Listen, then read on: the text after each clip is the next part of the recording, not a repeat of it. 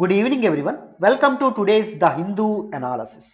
ఈ రోజు Hindu analysis start చేసే ముందు చిన్న అనౌన్స్మెంట్ అండి.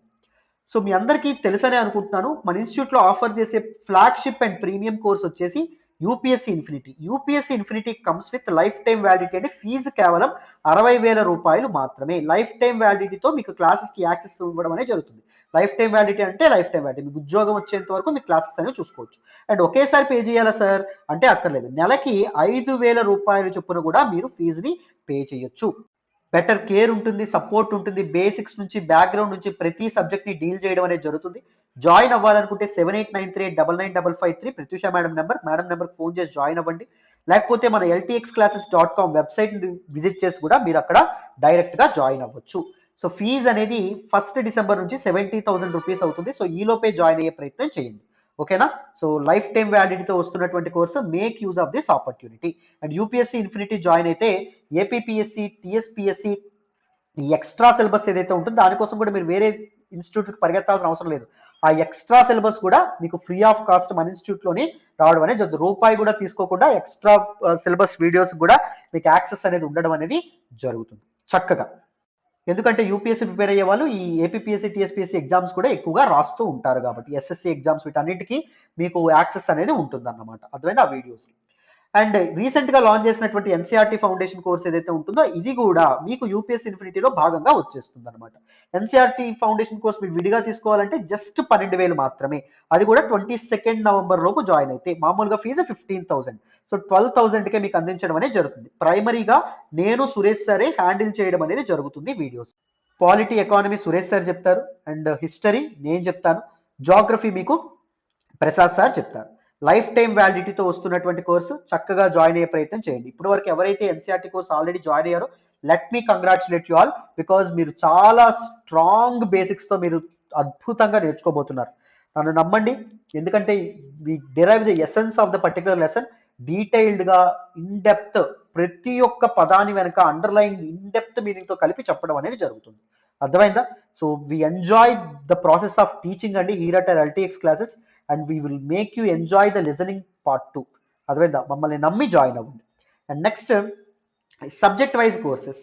మీరు సబ్జెక్ట్ వైజ్ కోర్సెస్ ఏవైనా తీసుకోవాలంటే, ఇప్పుడు పాలిటీ మీరు తీసుకోవాలనుకున్నా, లేకపోతే హిస్టరీ మీరు తీసుకోవాలన్నా, ఎకానమీ మీరు తీసుకోవాలన్నా, జాగ్రఫీ తీసుకోవాలన్నా జస్ట్ 5,000 రూపీస్ మాత్రమే. 22 నవంబర్ వరకు. 23 నుంచి 7,000 రూపాయలు అవ్వబోతున్నాయి. సో ఈ లోపే జాయిన్ అయ్యే ప్రయత్నం చేయండి. సో ఇవన్నీ రికార్డెడ్ వెర్షన్లో వస్తాయి. 5,000కి మీరు జాయిన్ అయితే. హిస్టరీ చూడండి, హిస్టరీకి మీకు నేనే టీచ్ చేస్తానమ్మా. History, ancient history, medieval history, modern history, post independence history, world history, art and culture, ఇవన్నీ కలిపి మీకు 5,000 రూపాయలకి ఇస్తున్నాం. చూడండి ఎంత చక్కగా మీకు ఎంత వాల్యూ ఎడిషన్ అనేది ఉంటుంది. బెస్ట్ నోట్స్ అనేది కూడా నేను ప్రొవైడ్ చేస్తాను. Ethics, environment, current affairs live plus recorded కూడా మీకు జస్ట్ 5,000 రూపాయలు. If you really want to master current affairs, చాలా మంది కరెంట్ అఫైర్స్ మాన్స్టర్ అనుకుంటారు. మీకు కరెంట్ అఫైర్స్ సింప్లిఫై చేసేటటువంటి పూర్తి బాధ్యత మాది. బేసిక్స్ నుంచి బ్యాక్గ్రౌండ్ నుంచి డీటెయిల్డ్గా ఇన్ డెప్త్ ప్రతిదీ నేర్పిస్తామండి. అర్థమైందా? సో మీరు నేర్చుకోవడమే కాదు, వేరే వాళ్ళకి చెప్పేంత స్థాయికి కూడా మీరు ఎదుగుతారు. నన్ను నమ్మి జాయిన్ అవ్వండి కరెంట్ అఫైర్స్ కోర్సులో. Prelims 2022 test series, mains answer writing practice కూడా మీకు ఉంటుంది కోర్సెస్. సో 5,000 రూపీస్కి అందిస్తున్నాము. చక్కగా జాయిన్ అయ్యే ప్రయత్నం చేయండి. సో మీకు ఎప్పుడైనా చెప్తున్నాను, పూర్తి స్థాయిలో ప్రతిదీ కంప్లీట్గా తెలుసుకోవాలంటే try to join hour UPSC infinity course. Better guidance and support ఉంటుంది. మీకు ప్రతి ఆస్పెక్ట్ డీటెయిల్డ్గా చెప్పడం అనేది జరుగుతుంది, రైట్?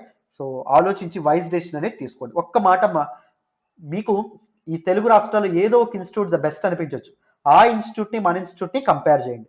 సో బేసిక్స్ నుంచి బ్యాక్గ్రౌండ్ నుంచి చెప్తున్నారో లేదా కంపేర్ చేయండి. మన అమ్మ భాషలో, తెలుగు భాషలో మీకు ఇన్ డెప్త్ మీనింగ్ అనేది అర్థమవుతుందా, కాన్సెప్చువల్ క్లారిటీ ఉందా లేదో ఎక్స్పర్ట్ అను ఒకసారి కంపేర్ చేయండి.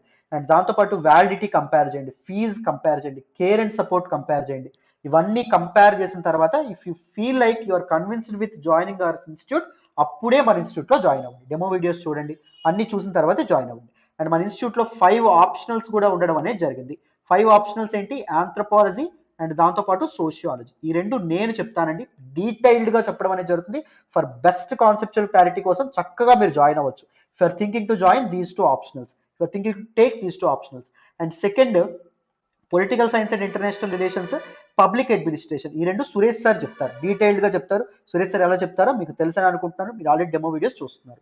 And Telugu literature, Telugu literature Seethapathi sir చెప్తున్నారు. తెలుగు లిటరేచర్ నిన్న క్లాసెస్ అనేవి స్టార్ట్ అయినాయి. తెలుగు లిటరేచర్ నిన్న క్లాసెస్ అనేవి స్టార్ట్ అయినాయి. సో చక్కగా మీరు జాయిన్. తెలుగు లిటరేచర్ మీకు జస్ట్ 20,000 నుంచి అవైలబుల్గా ఉంటుంది మీరు సింగిల్ పేమెంట్ చేస్తే. సో వీటికి ఏమైనా మీరు సింగిల్ పేమెంట్ చేస్తే 25,000 మీకు మాత్రమే ఉండడం అనేది జరుగుతుంది. సో 5,000 లెక్కన కూడా కట్టుకోవాలంటే 30,000 అవుతుంది ఫీజు. సో చక్కగా జాయిన్ అయ్యే ప్రయత్నం చేయండి, మీకు చాలా వాల్యుయేషన్ అయితే ఉంటుంది. మళ్ళీ మళ్ళీ చెప్తున్నాను, రైట్. సో మరి ఫస్ట్ ఆర్టికల్ మాట్లాడదాం హిందూ అనాలిసిస్ లో, జాగ్రత్తగా వినండి. ఈ రోజు హిందూ అనాలిసిస్ లో మనం మాట్లాడుకునే మొదటి ఆర్టికల్ చూడండి అమ్మా. School enrolment fell during pandemic, ASER study annual status of education report 2021 release అవ్వడం అనేది జరిగింది. ఆ రిపోర్ట్ లో కొన్ని ఇంపార్టెంట్ ఫైండింగ్స్ ఏవైతే ఉన్నాయో అవి ఇక్కడ చెప్పారు. జాగ్రత్తగా మనం తెలుసుకునే ప్రయత్నం చేద్దాం, వినండి. జిఎస్ పేపర్ 2 ఎడ్యుకేషన్ లోను and issues related to children and government policies and interventions లో కూడా మనం ఈ ఆర్టికల్ ఏదైతే ఉంటుందో దీన్ని మనం మాట్లాడుకోవడం అనేది జరుగుతుంది. ఈ ఆర్టికల్ని నేను ద హిందూలోని ఢిల్లీ ఎడిషన్లో పేజ్ నెంబర్ 1 నుంచి సెలెక్ట్ చేసుకోవడం అనేది జరిగిందమ్మా. So this particular ASER study annual status of education report గురించి మొదట తెలుసుకుందాం. తెలుసుకున్న తర్వాత డీటెయిల్డ్గా important findings of this particular స్టడీని మనం అనలైజ్ చేద్దాం, ఓకేనా. బిఫోర్ ఎక్స్ప్లెయినింగ్ దిస్ ఆర్టికల్ ఒక్క చిన్న మాట అండి. మన హిందూ అనాలిసిస్ వెనక కానీ మన యూట్యూబ్లో అప్లోడ్ చేసే అన్ని వీడియోస్ వెనక కానీ చాలా ఎఫర్ట్స్ ఉంటాయి, చాలా టైమ్ ఆఫ్ ప్రిపరేషన్ ఉంటుంది, చాలా హార్డ్ వర్క్ ఉంటుంది. If you really want to acknowledge our efforts, please do hit that like button. And ఎలా ఉంది ఎక్స్ప్లెనేషన్ అనేది కూడా కామెంట్ చేయండి. మీ ఫ్రెండ్స్తో ఫెలో ఆస్పిరెంట్స్తో కూడా మన వీడియోస్ని షేర్ చేసుకునే ప్రయత్నం చేయండి, ఒకవేళ వాళ్ళకి కూడా మన వీడియోస్ అనేవి ఉపయోగపడతాయి అనిపిస్తాయి. ఎవరైనా సబ్స్క్రైబ్ చేసుకోకపోతే ఛానల్ని సబ్స్క్రైబ్ చేసుకోండి, so that best quality videos అనేవి మీరు పొందొచ్చు, ఓకేనా నాన్న. సో మరి ఈ ఆర్టికల్ ఏదైతే ఉంటుందో దీన్ని డిస్కస్ చేసే ప్రయత్నం చేద్దాం, వినండి అమ్మా. సో మొదట న్యూస్లోకి ఏమొచ్చింది సార్ అంటే, రీసెంట్గా the 16th edition of ASER report ఏదైతే ఉంటుందో ఇది రిలీజ్ అవ్వడం అనేది జరిగింది. This is the 16th edition of annual status of education report ASER 2021 అని చెప్పి అనడం అనేది జరుగుతుంది. దిస్ పర్టికులర్ రిపోర్ట్లో దేన్ని అనలైజ్ చేశారు? The impact of COVID-19 on learning. COVID-19 యొక్క ప్రభావం లెర్నింగ్ యాక్టివిటీస్ మీద కానీ లెర్నింగ్ ప్యాటర్న్స్ మీద కానీ ఏ విధంగా ఉంది అనేటటువంటిది అనలైజ్ చేశారు. మీ అందరికీ తెలుసు 2020లో మన జీవితాల్లోకి వచ్చినటువంటి ఒక పెనుభూతం ఏంటంటే COVID-19. సో COVID-19 మన సొసైటీలో ఉండేటటువంటి ప్రతి సబ్ సిస్టమ్ని, ప్రతి ఆస్పెక్ట్ని టచ్ చేసింది. It has exposed vulnerabilities in our health care system. మన హెల్త్ కేర్ సిస్టమ్ బాగాలేదు అని మనకు గట్టిగా చెప్పిందా? COVID-19 చెప్పింది. ఎందుకంటే సరైనటువంటి రిసోర్సెస్ లేరు, డాక్టర్స్ అయినా నర్సెస్ అయినా అవ్వచ్చు, లేకపోతే సరైనటువంటి శానిటేషన్ వర్కర్స్ లేరు, లేకపోతే సరైనటువంటి దీస్ హెల్త్ కేర్ ప్రొఫెషనల్స్ ఎవరైతే ఉన్నారో వాళ్ళు, సరైనటువంటి మెడిసిన్స్ కూడా లేనటువంటి పరిస్థితి, హెల్త్ కేర్ ఇన్ఫ్రాస్ట్రక్చర్ కూడా లేనటువంటి పరిస్థితి. అండ్ ఎడ్యుకేషన్లో కూడా వల్నరబిలిటీస్ అనేవి చూపించిందా లేదా? సో మనకి ఎడ్యుకేషన్, మనకి ఒకవేళ స్కూల్ అనేవి మూతపడితే పిల్లలు చదువుకు దూరం అవ్వాల్సినటువంటి పరిస్థితి ఉంటుంది అని చెప్పకనే చెప్పింది. అండ్ దాంతోపాటు ఇన్ఫార్మల్ సెక్టార్ ఏదైతే ఉంటుందో, మనకి లాస్ట్ ఇయర్ మైగ్రెంట్ క్రైసిస్ ఏదైతే ఉంటుందో, మైగ్రెంట్ క్రైసిస్ గురించి మనం చూడడం అనేది జరిగింది. సో సరిగ్గా ప్రిపేర్డ్గా మనం లేము, ఇలాంటి విపత్తు వచ్చినప్పుడు మనం ఎదుర్కోలేము అని చెప్పడం అనేది జరిగింది. అండ్ లైవ్లీహుడ్ క్రైసిస్ అనేది ఏర్పడిందా లేదా? చాలా మందికి ఉద్యోగాలు ఏవైతే ఉన్నాయో పోయినాయి. సో చాలా మంది ప్రాబ్లంలోకి ఇరుక్కున్నారు. అండ్ దాంతోపాటు ఆ ఫినాన్షియల్ సిస్టంలో కూడా వీక్నెసెస్ అనేవి చూపించిందా లేదా? ఏం చూపించింది? COVID-19. సో చాలా మంది రోడ్డు మీద పడిపోవడంతో ఎవరు అప్పులు తిరిగి కట్టలేనటువంటి పరిస్థితి. సో మన ఆర్థిక వ్యవస్థ ఒకేసారి కుదేలైపోవడం అనేది జరిగింది. What not in every sub system మీద COVID-19 ప్రభావం చూపించింది. ఈవెన్ ఇన్ లెర్నింగ్ ప్యాటర్న్స్ ఏవైతే ఉన్నాయో వాటి మీద కూడా COVID-19 ప్రభావం అనేది చాలా వరకు ఉందన్నమాట. సో ఈ లెర్నింగ్ మీద ఎలాంటి ప్రభావం ఉందని చెప్పి డిఫరెంట్ ఫైండింగ్స్ ఏవైతే ఉన్నాయో అవి ఇవ్వడం అనేది జరిగిందమ్మా. And same kind of survey COVID-19 యొక్క ప్రభావాన్ని 2020లో కూడా స్టడీ చేసే ప్రయత్నం చేశారు ఏఎస్ఈఆర్ వాళ్ళు. కానీ 2020లో డోర్ టు డోర్ సర్వే కాకుండా first ever phone base survey, మొత్తం 16 ఎడిషన్స్లో first ever phone base survey ఏదైతే ఉంటుందో అది 2020లో చేయడం అనేది జరిగింది. మళ్ళీ 2021లో డోర్ టు డోర్ సర్వే ఏదైతే ఉంటుందో ఇది చేయడం అనేది జరిగింది. What are the key points that were mentioned in this particular report, అది మనం చూడాలి. కీ అవుట్కమ్స్ ఏంటి, కీ ఫైండింగ్స్ ఏంటి అనేవి మనం అర్థం చేసుకునే ప్రయత్నం చేయాలి. వీటన్నింటినీ పర్సంటేజెస్ వీటన్నింటినీ సరిగ్గా గుర్తుపెట్టుకోవాలా సార్ అంటే అక్కర్లేదు. ఏసీఆర్ రిపోర్ట్ ఫైనల్గా ఏం చెప్పింది అలాంటి విషయాలు తెలుసుకుంటే సరిపోతుంది. There is no need to remember these percentages, these numbers and all. అర్థమైందా? సో ఫస్ట్ ఫైండింగ్ ఏంటి? Important finding, increasing enrolment in government schools. Government స్కూల్స్లో ఎన్రోల్మెంట్ అడ్మిషన్స్ అనేవి విపరీతంగా పెరగడం అనేది జరుగుతుందంట. సో ప్రైవేట్ స్కూల్స్ నుంచి గవర్నమెంట్ స్కూల్స్ వైపు పిల్లలు ఎక్కువగా మొగ్గు చూపిస్తున్నారంట. దెర్ వాజ్ అన్ అన్ప్రెసిడెంటెడ్ అంటే ముందెప్పుడు ఎరగనటువంటి, ముందెప్పుడు చూడనటువంటిది jump in government school students. Government school enrolments పెరగడం అనేది జరిగింది. 10 ఏళ్లతో పోలిస్తే పెరగడం అనేది జరిగిందంట. అర్థమైందా? సో ఈ clear shift from private schools ని మనం ఇక్కడ చూడొచ్చు. 2018లో మనకి ఎలా ఉంది అంటే 64.3% ఆఫ్ పీపుల్ గవర్నమెంట్ స్కూల్స్లో జాయిన్ అయితే 2020లో 2020లో మనకి 65.8% పీపుల్ గవర్నమెంట్ స్కూల్స్లో జాయిన్ అవుతున్నారు. 2021లో మనం చూస్తే ఏకంగా 70.3% ఆఫ్ స్టూడెంట్స్ గవర్నమెంట్ స్కూల్స్లో జాయిన్ అవుతున్నారు. వెరాజ్ ప్రైవేట్ స్కూల్స్ మనం గమనిస్తే ప్రైవేట్ స్కూల్స్ ప్రాబ్లం చూడండి. ఎన్రోల్మెంట్ అనేది డ్రాప్ అవ్వడం అనేది జరిగింది 2020తో పోలిస్తే. 2020లో 28.8% పీపుల్ ప్రైవేట్ స్కూల్స్లో జాయిన్ అయితే 2021లో 24.4% స్టూడెంట్స్ ఎవరైతే ఉన్నారో వాళ్ళ ప్రైవేట్ స్కూల్స్లో జాయిన్ అవుతున్నారంట. ఇక్కడ గవర్నమెంట్ స్కూల్స్ అంటే గవర్నమెంట్ ఎయిడెడ్ స్కూల్స్ కూడా వస్తాయి. అంటే గవర్నమెంట్ ఆర్థిక సహాయం చేసేటటువంటి స్కూల్స్ కూడా అక్కడ గవర్నమెంట్ స్కూల్లో భాగంగా వస్తాయి. ఓకేనా? అది మీరు గుర్తుపెట్టుకోవాలి జాగ్రత్తగా. అండ్ సెకండ్ ఇంపార్టెంట్ ఆస్పెక్ట్ ఏంటంటే ట్యూషన్ డిపెండెన్సీ అనేది విపరీతంగా పెరగడం అనేది జరిగిందంట. మెనీ పీపుల్ గవర్నమెంట్ స్కూల్లో కానీ ప్రైవేట్ స్కూల్లో ఉండేటటువంటి people private students for enrichment of their knowledge private tuitions లో ఎక్కువగా వాళ్ళు ప్రైవేట్ ట్యూషన్స్ మీద డిపెండ్ అవ్వడం అనేది జరుగుతుందంట. అండ్ దాంతోపాటు డిజిటల్ డివైడ్ ఏదైతే ఉంటుందో డిజిటల్ డివైడ్ కూడా పెరగడం అనేది జరిగింది. Digital divide has always been a important constraint, important bottleneck in this particular learning outcomes in this digital era అండి. What you mean by digital divide అండి? Divide అంటే gap అని చెప్పే అర్థం. దేని మధ్య గ్యాప్ అండి?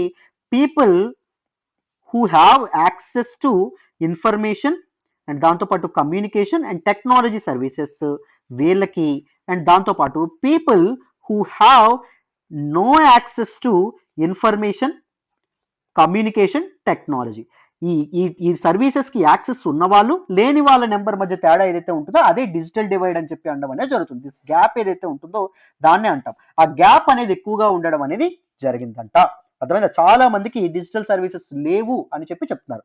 Higher the digital divide, higher the steep in digital divide, higher the people who don't have access to information, communication, technology services. ఈ విధంగా మీరు అర్థం చేసుకోవచ్చు. చాలా మంది పిల్లలకి ఇంట్లో స్మార్ట్ ఫోన్ లేనటువంటి పరిస్థితి ఉంది. సో లెర్నింగ్ ఎబిలిటీస్ ని ముఖ్యంగా ప్రైమరీ గ్రేడ్ స్టూడెంట్స్ ఎవరైతే ఉన్నారో వాళ్ళు చదువుకోలేనటువంటి పరిస్థితి ఏర్పడుతుంది అని చెప్పి దీనిలో చెప్పారండి.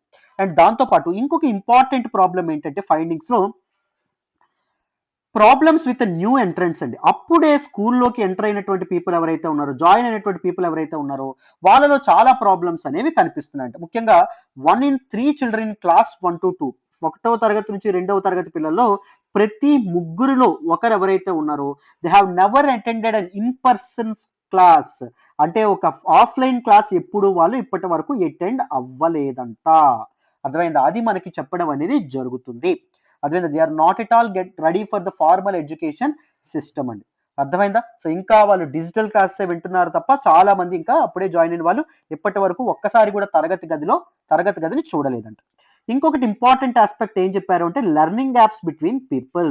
కొంతమంది బాగా చదువుకుంటుంటే కొంతమంది అసలు ప్రశ్నల్ని కానీ లేకపోతే కాన్సెప్ట్స్ కానీ అర్థం చేసుకోలేని పరిస్థితి ఏర్పడుతుంది. There some people are more than 65.4% teachers ఎవరైతే ఉన్నారో వాళ్ళు ఏం చెప్పారు అంటే the problem of children being unable to catch up the classes అండి. క్లాసెస్ ని వాళ్ళు అర్థం చేసుకోలేకపోతున్నారు. వాళ్ళకి ఫిజికల్ గా లేకపోతే అర్థం కావట్లా. ఈ డిజిటల్ ఈ ఫోన్లోని క్లాసులు ఏవైతే ఉన్నాయో వాళ్ళకి అర్థం కావట్లేదు అని చెప్పి టీచర్స్ ఎవరైతే ఉన్నారో వాళ్ళు చెప్పడం అనేది జరిగింది. అండ్ ఇంకొక ఆస్పెక్ట్ ఏంటి అంటే they have seen a positive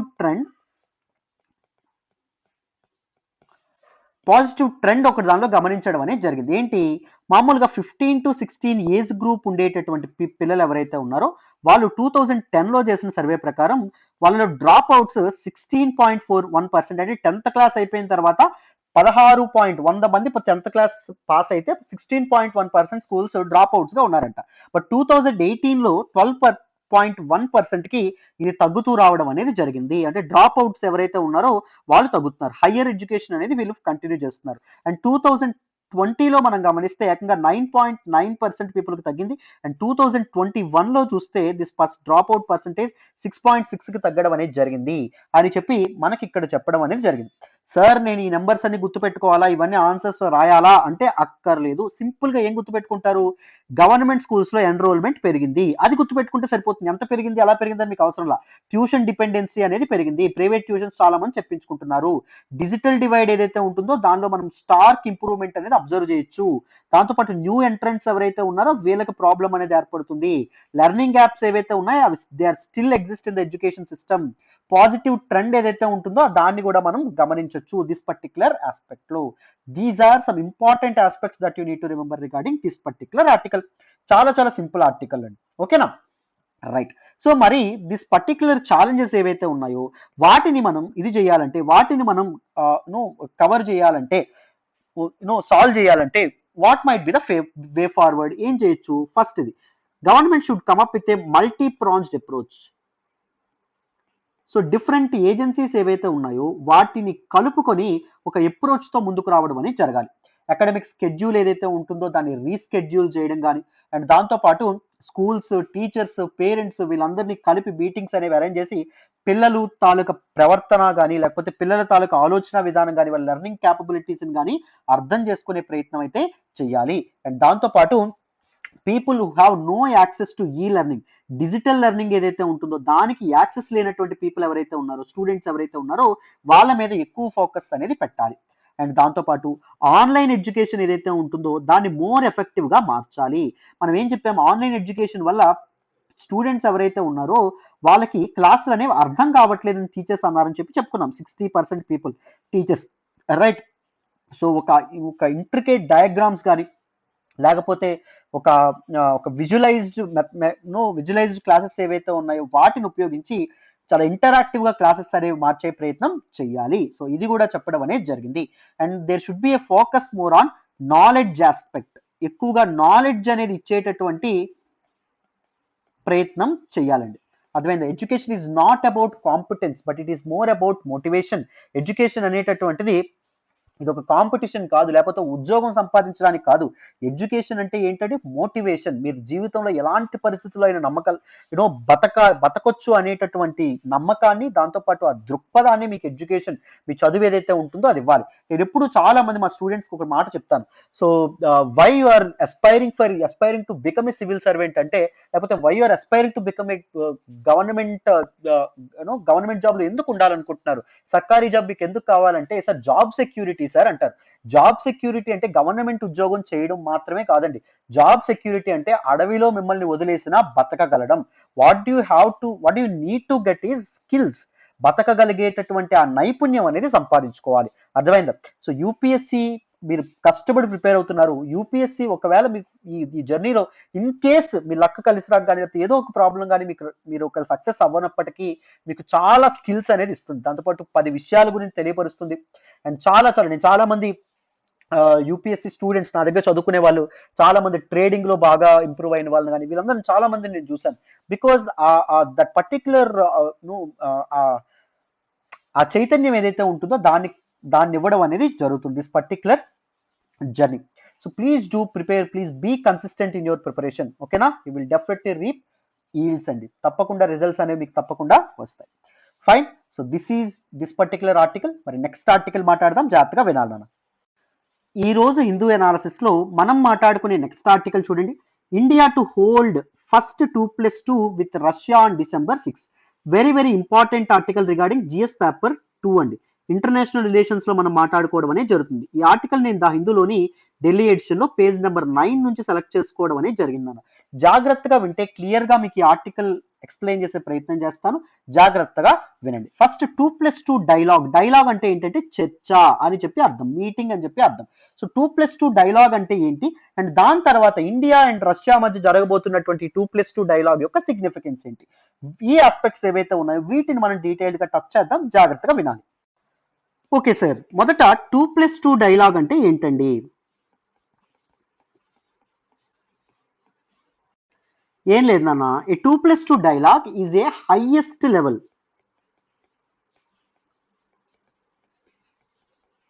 institutional mechanism institutional అంటే formal mechanism between two countries, రెండు కంట్రీస్ మధ్య జరిగేటటువంటి వెరీ హైయెస్ట్ లెవెల్ మీటింగ్ ఏదైతే ఉంటుందో దాన్ని 2+2 డైలాగ్ అని చెప్పి అనడం అనేది జరుగుతుంది. It is a format of dialogue అంటే ఒక చర్చ బిట్వీన్ ఒక కంట్రీ యొక్క 2 అన్నామా 2 చూడండి ప్లస్ 2 అన్నాం 2+2 డైలాగ్ అన్నాం. ఒక కంట్రీ యొక్క ఫారిన్ మినిస్టర్ ఎవరైతే ఉన్నారో విదేశాంగ శాఖ మంత్రులు ఎవరైతే ఉన్నారో ఆయన, అండ్ అదే కంట్రీ యొక్క డిఫెన్స్ మినిస్టర్ ఎవరైతే ఉన్నారో ఆయన, అర్థమైందా?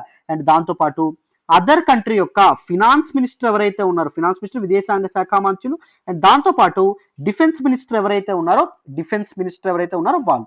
సో ఈ నలుగురు కలిపి ఒక మీటింగ్ అనేది కండక్ట్ చేసుకుంటారు, చర్చలు అనేవి చేస్తారు. Is though different important sectors యొక్క మినిస్టర్స్ అనేవాళ్ళు, స్ట్రాటజిక్ సెక్టార్స్ యొక్క మినిస్టర్స్ అనేవాళ్ళు ఈ మీటింగ్ లో ఉండడం వల్ల this is the highest level institutional mechanism between two countries అని చెప్పడం అనేది జరిగింది. అయితే ఇండియాకి 2+2 డైలాగ్ ఫార్మేట్ ఏ కంట్రీస్ తో ఉంది sir? India now conducts 2+2 dialogue with its quad partners అండి. Quad countries, quadrilateral security dialogue అంటాం. క్వాడ్ కంట్రీస్ అంటే క్వాడ్రిలేటరల్ అంటే 4 కంట్రీస్ ఉంటాయి నాన్న. ఫస్ట్ మన ఇండియా వేసుకోండి. ఇండియాతో పాటు ఇండియా యొక్క partners, quad partners, other quad countries ఎవరు? United States of America, and దాంతో పాటు జపాన్ ఉంటుందా, అండ్ దాంతో పాటు ఆస్ట్రేలియా ఉండడం అనేది జరుగుతుంది. రైట్, వీటితో 2+2 డైలాగ్ అనేది ఇండియాకు ఉండడం అనేది జరిగింది. Right, India US they have a 2+2 dialogue format. India and Japan had a 2+2 dialogue format. India and Australia had a 2+2 dialogue format. So recent గా మనకి సెప్టెంబర్ లోనే ఫస్ట్ ఎవర్ 2+2 డైలాగ్ అనేది ఇండియా ఆస్ట్రేలియా మధ్య జరగడం అనేది జరిగింది. రైట్, అయితే ఇప్పుడు న్యూస్ లోకి ఏమొచ్చింది సార్? ఈ 2+2 డైలాగ్ ఫార్మల్ టాక్స్ ఏవైతే ఉన్నాయో అవి నెక్స్ట్ మంత్ మనకి రష్యాతో కూడా మొదలవబోతున్నాయి. So Russia is becoming the first ever non quad nation. Quad దీనిలో సభ్యునిగా లేనటువంటి దేశం ఇండియాతో 2+2 డైలాగ్ ఏర్పరచుకోబోతున్నటువంటి దేశం ఏంటంటే రష్యా. రష్యాతో దిస్ పర్టిక్యులర్ 2+2 డైలాగ్ అనేది జరగబోతుందంట. అర్థమైందా? సో మనకి next year Russian president Putin ఎవరైతే ఉన్నారో ఆయన న్యూఢిల్లీ రాబోతున్నారు. ఎందుకంటే యాన్యువల్ ఇండియా రష్యా సమిట్ కి, ప్రతి సంవత్సరం ఇండియా రష్యా మధ్య జరుగుతుంది కదా సమిట్, దానికోసం రాబోతున్నారు. దానిలో భాగంగానే ఈ 2+2 డైలాగ్ ఏదైతే ఉంటుందో దీన్ని కూడా ఏర్పాటు చేయబోతున్నారు. Russia is the first non quad nation to hold 2+2 formal talks with India అని చెప్పి మనం చెప్పుకోవచ్చు. అండ్ ఎప్పటి నుంచో మనకి రష్యాకి చాలా మంచి సంబంధాలు ఉన్నాయి. Of course there is US factor ఉన్నప్పటికీ మనకి చాలా చాలా మంచి రిలేషన్స్ అనే ఉన్నాయి. సో ఓకే, ఒక బ్యాక్గ్రౌండ్ చెప్తాను చూడండి. మనకి 1945లో 1945లో ట్రీటీ ఆఫ్ శాన్ ఫ్రాన్సిస్కోతో వరల్డ్ వార్ 2 ఏదైతే ఉంటుందో అది ఎండ్ అవుతుంది. వరల్డ్ వార్ 2 అనేది ఎండ్ అయిన తర్వాత world was polarized between 2 important superior powers. ఒకటి యునైటెడ్ స్టేట్స్ ఆఫ్ అమెరికా, రెండు ఒకప్పుడు యుఎస్ఎస్ఆర్ సోవియట్ యూనియన్ మధ్య ఉండేది. అదేవిధంగా సోవియట్ యూనియన్ కి వీళ్ళిద్దరి మధ్య చాలా కాంపిటీషన్ అనేది ఉండేది. సో ఆ టైంలో వరల్డ్ వార్ తర్వాత ఇద్దరి మధ్య మొదలైనటువంటిదే కోల్డ్ వార్. అర్థమైందా? సో వరల్డ్ ఏమైంది, రెండు విధాలుగా పోలరైజ్ అయిపోయింది. అంటే కొన్ని కంట్రీస్ యుఎస్ కి సపోర్ట్ చేయడం మొదలుపెట్టినాయి, కొన్ని కంట్రీస్ యుఎస్ఎస్ఆర్ కి సపోర్ట్ చేయడం మొదలుపెట్టాయి. And some other countries non aligned గా ఉండడం అనేది జరిగింది. అంటే గోడ మీద పిల్లలా ఉన్నాయి, ఒకవైపు యుఎస్ కి సపోర్ట్ చేయాలా, ఇంకెప్పుడు యుఎస్ఎస్ఆర్ కి కూడా సపోర్ట్ చేయాలా. అంటే ఈ నాన్ అలైన్డ్ కంట్రీస్ లో ఇంపార్టెంట్ కంట్రీ ఏంటి అంటే India.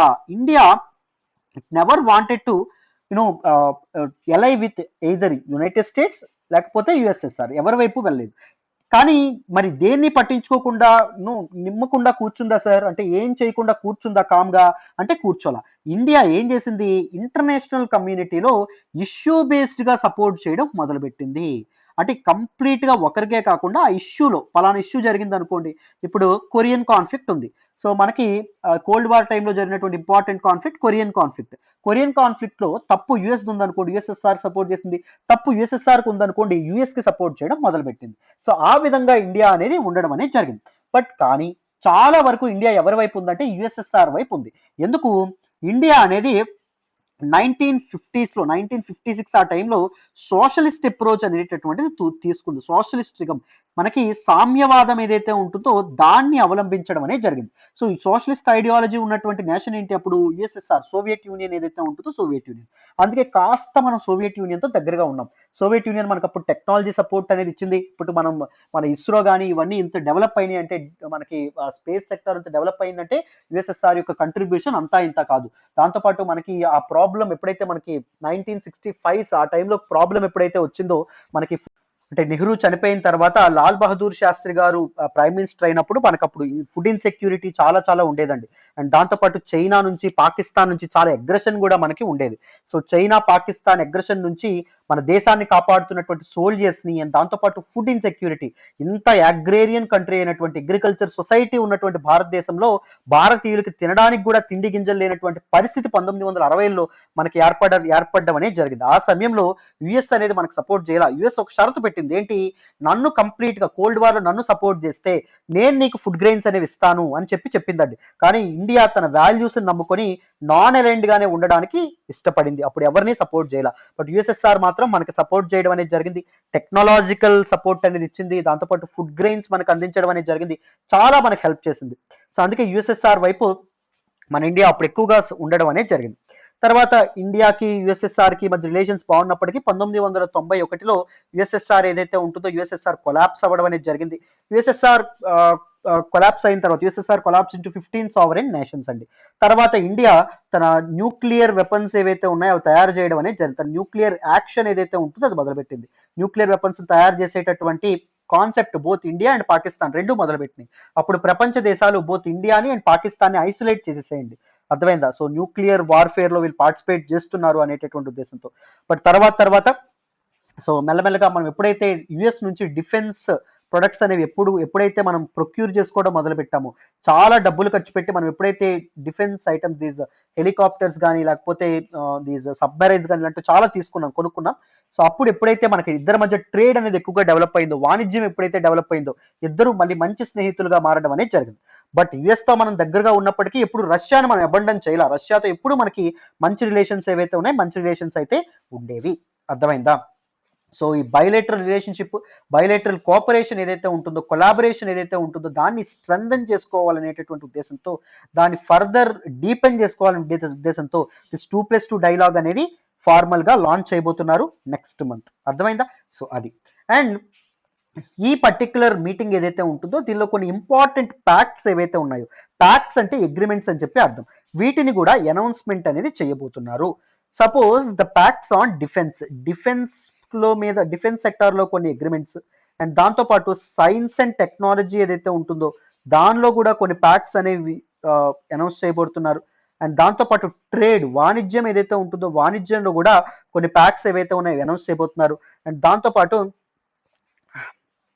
Green sector, green fuel ఏదైతే ఉంటుందో, I mean non carbon fuels ఏవైతే ఉన్నాయో దానిలో కూడా ఈ హైడ్రోజన్ సెక్టార్ ఏదైతే ఉంటుందో వీటిలో కూడా తమ కోఆపరేషన్ అండ్ కొలాబరేషన్ అనౌన్స్ చేసే కొన్ని ప్యాక్ట్స్ ఏవైతే ఉన్నాయో రెండు కంట్రీస్ చేయాలని చెప్పి అనౌన్స్ చేయాలనుకుంటున్నాయి. So the collaboration and cooperation in diverse sectors, in defence, science and technology, green sector, trade, ఈ సెక్టార్స్ లో కొలాబరేట్ అవడం వల్ల it will only help deepen and strengthen the bilateral relationship, ద్వైపాక్షిక సంబంధాలు ఏవైతే ఉన్నాయో వాటిని స్ట్రెంథెన్ చేయడంలో ఇవి చాలా ఉపయోగపడతాయి అని చెప్పి మనం చెప్పుకోవచ్చు. And they are going in to a robust defence partnership అండి. రెండు కంట్రీస్ మధ్య డిఫెన్స్ పార్ట్నర్షిప్ అనేది ఇప్పుడు నడవబోతుంది. మీరు దీన్ని ఎలా అర్థం చేసుకోవాలో నేను చెప్తాను చూడండి అమ్మా. సో ఇప్పటి వరకు మనకి ఇప్పుడు స్ట్రాంగెస్ట్ ఎలా ఎవరు, మనం వెస్ట్ వైపు ఎక్కువగా ఉన్నాం, అమెరికా వైపు ఉన్నాం. కానీ మనం ఇప్పుడు అమెరికా యొక్క పతనం కొంత చూడొచ్చు, అబ్జర్వ్ చేయొచ్చు. సపోజ్ మనకి సద్దాం హుస్సేన్ ఇష్యూ కానీ, లేకపోతే అమెరికా తిరుగులేనటువంటి శక్తిగా ఎదిగిపోతున్నప్పుడు ఒసామా బిన్ లాడెన్ ఎవరైతే ఉన్నారో ఆయన అమెరికా మీద అటాక్ చేయడం కానీ, ట్విన్ టవర్స్ ఏవైతే ఉన్నాయో వాటి మీద అటాక్ చేయడం అనేది జరిగింది, వరల్డ్ ట్రేడ్ సెంటర్ మీద. అది అమెరికా ఆధిపత్యానికి ఇంకా పెద్ద గొడ్డలు పెట్టే, అవునా కదా? నువ్వెక్కడ ఆధిపత్యం, నువ్వెక్కడ అధిపతివి, నువ్వెక్కడ ప్రపంచంలో సూపర్ పవర్వి అని క్వశ్చన్ చేసినట్టు ఉగ్రదాడి చేశాడు ఆయన, అవునా కదా? అండ్ దాంతోపాటు మనకి 2008లో వచ్చినటువంటి this financial crisis, market crash అయినప్పుడు అమెరికా కంప్లీట్ గా చాలా విస్తుపోయింది, అర్థమైంది, ఆ టైంలో చేతులు ఎత్తేసింది. అండ్ దాని తర్వాత మీరు గమనిస్తే కోవిడ్-19 ఏదైతే ఉంటుందో కోవిడ్-19లో కూడా ఫస్ట్ వేవ్ సమయంలో అమెరికా చేతులు ఎత్తేసింది. అమెరికాలో కూడా అంత అగ్రరాజ్యమైనటువంటి అమెరికా కూడా చాలా కేసుల్ని, చాలా మరణాలని నమోదు చేయడం అనేది జరిగింది. So it has open doors for another super power to take over America. America తెలియకుండానే వేరే పవర్ కి తన పవర్ ని అందించాలనే ప్రయత్నంలో ఉంది. అందించడానికి డోర్స్ అనేవి, ద్వారాలు ఏవైతే ఉన్నాయో అవి తెరిచివేస్తుంది. సో దాన్ని కంప్లీట్ గా క్యాష్ చేసుకుని ఎదుగుతున్నటువంటి కంట్రీ ఏంటి ఇప్పుడు? చైనా ఒక అద్భుతమైనటువంటి ఎకనామిక్ సూపర్ పవర్ గా ఎదుగుతుంది, మిలిటరీ సూపర్ పవర్ గా కూడా ఎదగడం అనేది జరుగుతుంది. One belt one road initiative లాంటి ఇనిషియేటివ్స్ తో దిస్ వరల్డ్ ట్రేడ్ రూట్స్ ఏవైతే ఉన్నాయో వాటి మీద కూడా ఆధిపత్యం సంపాదించుకోవాలనుకుంటుంది. సో అమెరికా ఆధిపత్యం ఏదైతే ఉంటుందో దాన్ని అణచాలని చెప్పి ఇప్పుడు చైనా అనేది ఉంది. సో ఈ టైంలో ఓడిపోతున్నటువంటి అమెరికా వైపు ఉంటావా నువ్వు, లేకపోతే కొత్త ఎలైస్ వైపు దృష్టి పెడతావా? ఎందుకంటే నేషనల్ ఇంట్రెస్ట్ అనేవి చాలా చాలా ఇంపార్టెంట్, అవునా కదా? సో అందుకే ఇదే టైంలో డిఫెన్స్, ఇప్పుడు సపోజ్ మనకి మొన్నటి వరకు ఆఫ్ఘనిస్తాన్ లో అమెరికా సోల్జర్స్, యుఎస్ ట్రూప్స్ అనేవి ఉండేవి. సో అప్పుడు మనకి ఆఫ్ఘనిస్తాన్ ఒక ఇంపార్టెంట్ ఎలాగా ఉండేది. ఇప్పుడు తాలిబన్లు ఎప్పుడైతే వచ్చారో, Talibans had very good relationship with both China and దాంతోపాటు రష్యాతో కూడా మంచి రిలేషన్స్ అనేవి ఉన్నాయి. సో సెంట్రల్ ఏషియాలో మళ్ళీ మన కమాండ్ అనేది తెచ్చుకోవాలంటే రష్యాతో మనం ఇప్పుడు దగ్గర అవ్వాల్సినటువంటి అవసరం ఉంది.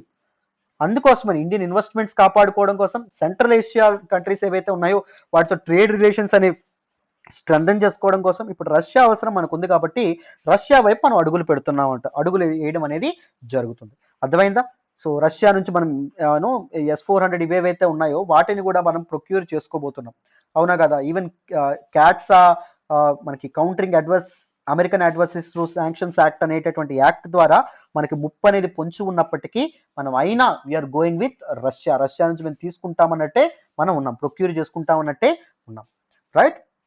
సో ఇంత హోలిస్టిక్ గా మనకి ఈగిల్ వ్యూ ఉండాలి, పైనుంచి చూడాలి టాప్ వ్యూలో. సో అంత హోలిస్టిక్ గా మనం అర్థం చేసుకోవాలి, right? So India recently diversifying it's defence related purchases. So ఒక దేశం నుంచే తన డిఫెన్స్ రిక్వైర్మెంట్స్ ఏవైతే ఉన్నాయో వాటన్నిటి ప్రొక్యూర్ చేసుకోకుండా ఇండియా వేరు వేరు దేశాలతో కాంట్రాక్ట్స్ లోకి వెళ్తుందండి. ఈవెన్ రష్యాతో కూడా కాంట్రాక్ట్స్ లోకి వెళ్తుంది. ఎక్కువగా అమెరికాతో ఎక్కువ కాంట్రాక్ట్స్ ఉండేవి, బట్ రష్యాతో కూడా ఎక్కువ కాంట్రాక్ట్స్ అనేవి ఉండడం అనేది జరిగింది.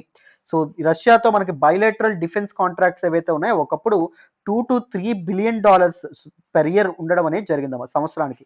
బట్ ఇప్పుడు that has rise to $9 to 10 billion per year. సంవత్సరానికి ఇంత మొత్తంలో పెరగడం అనేది జరిగింది. And Russia is India's top defence partner now. అంటే డిఫెన్స్ ట్రేడ్స్ మనం ఎక్కువగా రష్యాతోనే చేసుకోవడం అనేది జరుగుతుంది. అండ్ దాంతోపాటు ఎడిషనల్ సుఖాయ్ ఎయిర్ క్రాఫ్ట్స్ ఏవైతే ఉన్నాయో, Su-30 MK ఎయిర్ క్రాఫ్ట్స్ ఏవైతే ఉన్నాయో వాటిని కూడా మనం ప్రొక్యూర్ చేయబోతున్నాం. అండ్ T-90 ట్యాంక్స్ ఏవైతే ఉన్నాయో వీటిని కూడా మనం ప్రొక్యూర్ చేయబోతున్నాము, రైట్? అండ్ దాంతోపాటు KA-226T లైట్ యూటిలిటీ హెలికాప్టర్స్ ఏవైతే ఉన్నాయో వాటిని కూడా మనం ప్రొక్యూర్ చేసుకోబోతున్నాం. అండ్ అదర్ లైట్ హెలికాప్టర్స్ ఏవైతే ఉన్నాయో వాటిని కూడా మనం తెచ్చుకోబోతున్నాం. And most important is S-400 air defence systems ఏవైతే ఉన్నాయో వాటిని కూడా మనం తెచ్చుకోబోతున్నాం. వీటిని మనం తెచ్చుకోవడం వల్ల మనకి CAATSA sanctions, America CAATSA act వల్ల ద్వారా ఆంక్షలు అనేవి విధిస్తుందని మనకు తెలుసు. అయినా మనం we're going up with this Russia. నేను క్యాట్సా అంటే ఏంటో కూడా ఎక్స్ప్లెయిన్ చేస్తాను, S-400 డిఫెన్స్ సిస్టమ్ గురించి కూడా ఎక్స్ప్లెయిన్ చేస్తాను. మనం ఆల్రెడీ మాట్లాడుకున్నదే, మరొకసారి మాట్లాడదాం, మీకు ఈజీగా అర్థమవుతుంది, మీరు అసలు కంగారు పడక్కర్లేదు. అండ్ దాంతోపాటు డిఫెన్స్ ప్లాట్ఫామ్స్ లో జాయింట్ డెవలప్మెంట్స్ వైపు కూడా మనం అడుగులు వేస్తున్నాం. అంటే వాళ్ళ తాలూకా మ్యానుఫ్యాక్చరర్స్ మన తాలూకా మ్యానుఫ్యాక్చరర్స్ కలిపి జాయింట్ గా డిఫరెంట్ ఆర్టిలరీ ఏదైతే ఉంటుందో దాన్ని డెవలప్ చేయాలనేటటువంటి ఇవేవైతే ఉన్నాయో చర్చలు కూడా మనకి నడుస్తూ ఉండడం అనేది జరిగింది. And we can say that this robust ties between India and Russia they are the future అని చెప్పి మనం నమ్ముకోవచ్చు. సో దిస్ పర్టిక్యులర్ రెండు దేశాల మధ్య ఈ సయోధ్య ఏదైతే ఉంటుంది, రిలేషన్షిప్ ఏదైతే ఉంటుందో ఇది సరైనటువంటి సమయంలో వస్తుంది. Because there is an increasing perception that India is moving towards US కంప్లీట్గా యుఎస్కి అలైన్ అయిపోతుంది అనేటటువంటి పర్సెప్షన్స్ అనేవి ఉన్న సందర్భంలో India is proving that wrong. India is diversifying it's defence resources and India is having good relationship with Russia which is an adversary of US యొక్క శత్రువైనటువంటి Russia వైపు కూడా మనం అడుగులు వేస్తున్నాము, right? So this is all about this particular article. మరొకసారి క్యాట్సా అంటే ఏంటి and S-400 defence అంటే ఏంటి ఇది కూడా తెలుసుకుందాం. కొంతమంది ఏమంటున్నారు అంటే, సార్ ఆల్రెడీ చెప్పినవే చెప్తున్నారు, సో ఎందుకు అలా చెప్పడం అని చెప్పి కొంతమంది అడుగుతున్నారు. నేను ఎందుకు చెప్తున్నాను అంటే ఈ రోజు అనాలిసిస్ ఒక్కరైనా కొత్త వ్యక్తి చూడొచ్చు, వాళ్ళకి S-400 క్యాట్సా అంటే అర్థం కాకపోవచ్చు, లేకపోతే పోలాండ్ బెలారస్ ఇష్యూ అర్థం కాకపోవచ్చు, లేకపోతే కొలీజియం సిస్టమ్ గురించి అర్థం కాకపోవచ్చు. నేను అందుకే రిపీట్ చేయడం అనేది జరుగుతుంది. ఒకవేళ మీరు చూసేసారు అనుకోండి, సింపుల్గా ఏం చేస్తారు, స్కిప్ చేసేయండి, అర్థమైందా? సో ఒకసారి చూస్తే రెండోసారి కూడా చూడడానికి ప్రయత్నించండి, 2-3 సార్లు చూడండి, తప్పేం లేదు. సో మైండ్లో ప్రింట్ అయిపోతుంది. ఒకసారి 2-3 సార్లు చూసేసాము, మరి ఇంకా మాకు ఎందుకు ఇది అవసరం లేదు, టైం వేస్ట్ అవుతుంది అంటే ఏం చేస్తారు, సింపుల్గా స్కిప్ చేసి నెక్స్ట్ ఆర్టికల్కి వెళ్ళిపోతారన్నమాట, అర్థమైందా? అది మీరు ఫాలో అయ్యే ప్రయత్నం చేయండి మనం, ఓకేనమ్మా? మరి ఇప్పుడు క్యాట్సా అండ్ S-400 డిఫెన్స్ సిస్టమ్స్ గురించి తెలుసుకుందాం, వినండి. ఈ ఆర్టికల్ మీకు అర్థం కావాలంటే కొంత బ్యాక్గ్రౌండ్ అనేది అర్థం కావాలి. మొదట క్యాట్సా అంటే ఏంటో మీకు అర్థం కావాలి. ఈ చట్టం అనేది ఎప్పుడు తీసుకొచ్చారు, ఎందుకు తీసుకొచ్చారు, ఇవన్నీ తెలియాలి. This is an act passed by US Congress in 2017. United States యొక్క లెజిస్లేచర్ చట్టసభలు పాస్ చేసినటువంటి చట్టం క్యాట్సా యాక్ట్. సో పూర్తి ఫామ్ ఏంటి దీనికి? The countering America's adversaries through sanctions act. Sanctions అంటే ఆంక్షలు అని చెప్పి అర్థం, కొంత పెనాలిటీస్ అని చెప్పి అర్థం సింపుల్గా చెప్పాలంటే. సో మీకు ఆంక్షలు అనేవి ఎందుకు విధిస్తారంటే, ఒక కంట్రీకి వేరే కంట్రీ నచ్చపోయింది అనుకోండి, కంట్రీకి ఆంక్షలు విధించడం ద్వారా ఆ కంట్రీకి ఇవ్వాల్సినటువంటి గ్రాంట్స్ ఆపేయడం కానీ, లేకపోతే ఏమైనా డబ్బులు ఇవ్వాలని ముందు అగ్రిమెంట్ ఉందనుకోండి ఆపేయడం కానీ, లేకపోతే ఆ కంట్రీ ఏం చేస్తుందంటే యూనో వాళ్ళతో ట్రేడ్ అనేది నిలిపివేయడం కానీ, ఇవన్నీ చేస్తాయి. శాంక్షన్స్ ఆర్ మోస్ట్లీ ఎకనామిక్ శాంక్షన్సే ఉండడం అనేది జరుగుతుంది. సో కౌంటరింగ్ అమెరికాస్ అడ్వర్సరీస్, ఇక్కడ ఇంపార్టెంట్ కీవర్డ్ ఏంటి అంటే అమెరికాస్ అడ్వర్సరీస్. అడ్వర్సరీ అంటే ఏంటి అంటే శత్రువు అని చెప్పి అర్థం. సో అమెరికాకి ఇప్పుడు 3 శత్రువులు ఉన్నారండి. సో మొదటి శత్రువు ఎవరినన్నా అంటే ఇరాన్, రెండవ శత్రువు ఎవరండి రష్యా, మూడవ శత్రువు ఎవరండి నార్త్ కొరియా. సో కౌంటర్ చేయడం, వీళ్ళకి చెక్ పెట్టడానికి తీసుకొచ్చినటువంటి చట్టం. ఎందుకు, ఎలా చెక్ పెడుతుంది ఈ చట్టం అంటే, this act gives power to the president, US president ఎవరైతే ఉన్నారో పొటస్ అని కూడా అండం అనేది జరుగుతుంది. President of the United states అని చెప్పి అంటాం. సో ప్రెసిడెంట్ ఎవరైతే ఉన్నారో ఆయనకి పవర్ ఇస్తుంది. ఏ పవర్ ఇవ్వడం అనేది జరుగుతుంది? అమెరికన్ అడ్వర్సరీస్తో ఏ కంట్రీ అయినా, ఏ అదర్ కంట్రీ అయినా, అంటే ఈ 3 కంట్రీస్తో ఏ అదర్ కంట్రీ అయినా మిలిటరీ ఇన్వాల్వ్మెంట్లోకి వెళితే, అర్థమైందా? మిలిటరీ ఇన్వాల్వ్మెంట్లోకి వెళ్తే అంటే వాళ్ళ నుంచి ఆర్మ్స్ అనేవి ప్రొక్యూర్ చేసుకోవడం కానీ, వాళ్ళతో ఎక్సర్సైజులు ఏమైనా చేయడం కానీ, ఇలాంటివి ఏవైనా చేస్తే ఆ కంట్రీ మీద శాంక్షన్స్ అనేవి విధిస్తుంది. ఏ కంట్రీ మీద? ఈ అడ్వర్సరీస్, వీళ్ళ శత్రువుల మీద కాదు, వీళ్ళ మీద ఆల్రెడీ శాంక్షన్స్ విధించి ఉండడం అనేది జరిగింది. ఎవరు? అమెరికా. బట్ దేని మీద విధించడం అనేది జరుగుతుంది? అమెరికా శాంక్షన్స్ ఏ కంట్రీ అయితే డీల్ చేసుకుంటుందో ఆ కంట్రీ మీద విధించడం అనేది జరుగుతుంది. మీకు అర్థమైందనే అనుకుంటున్నాను.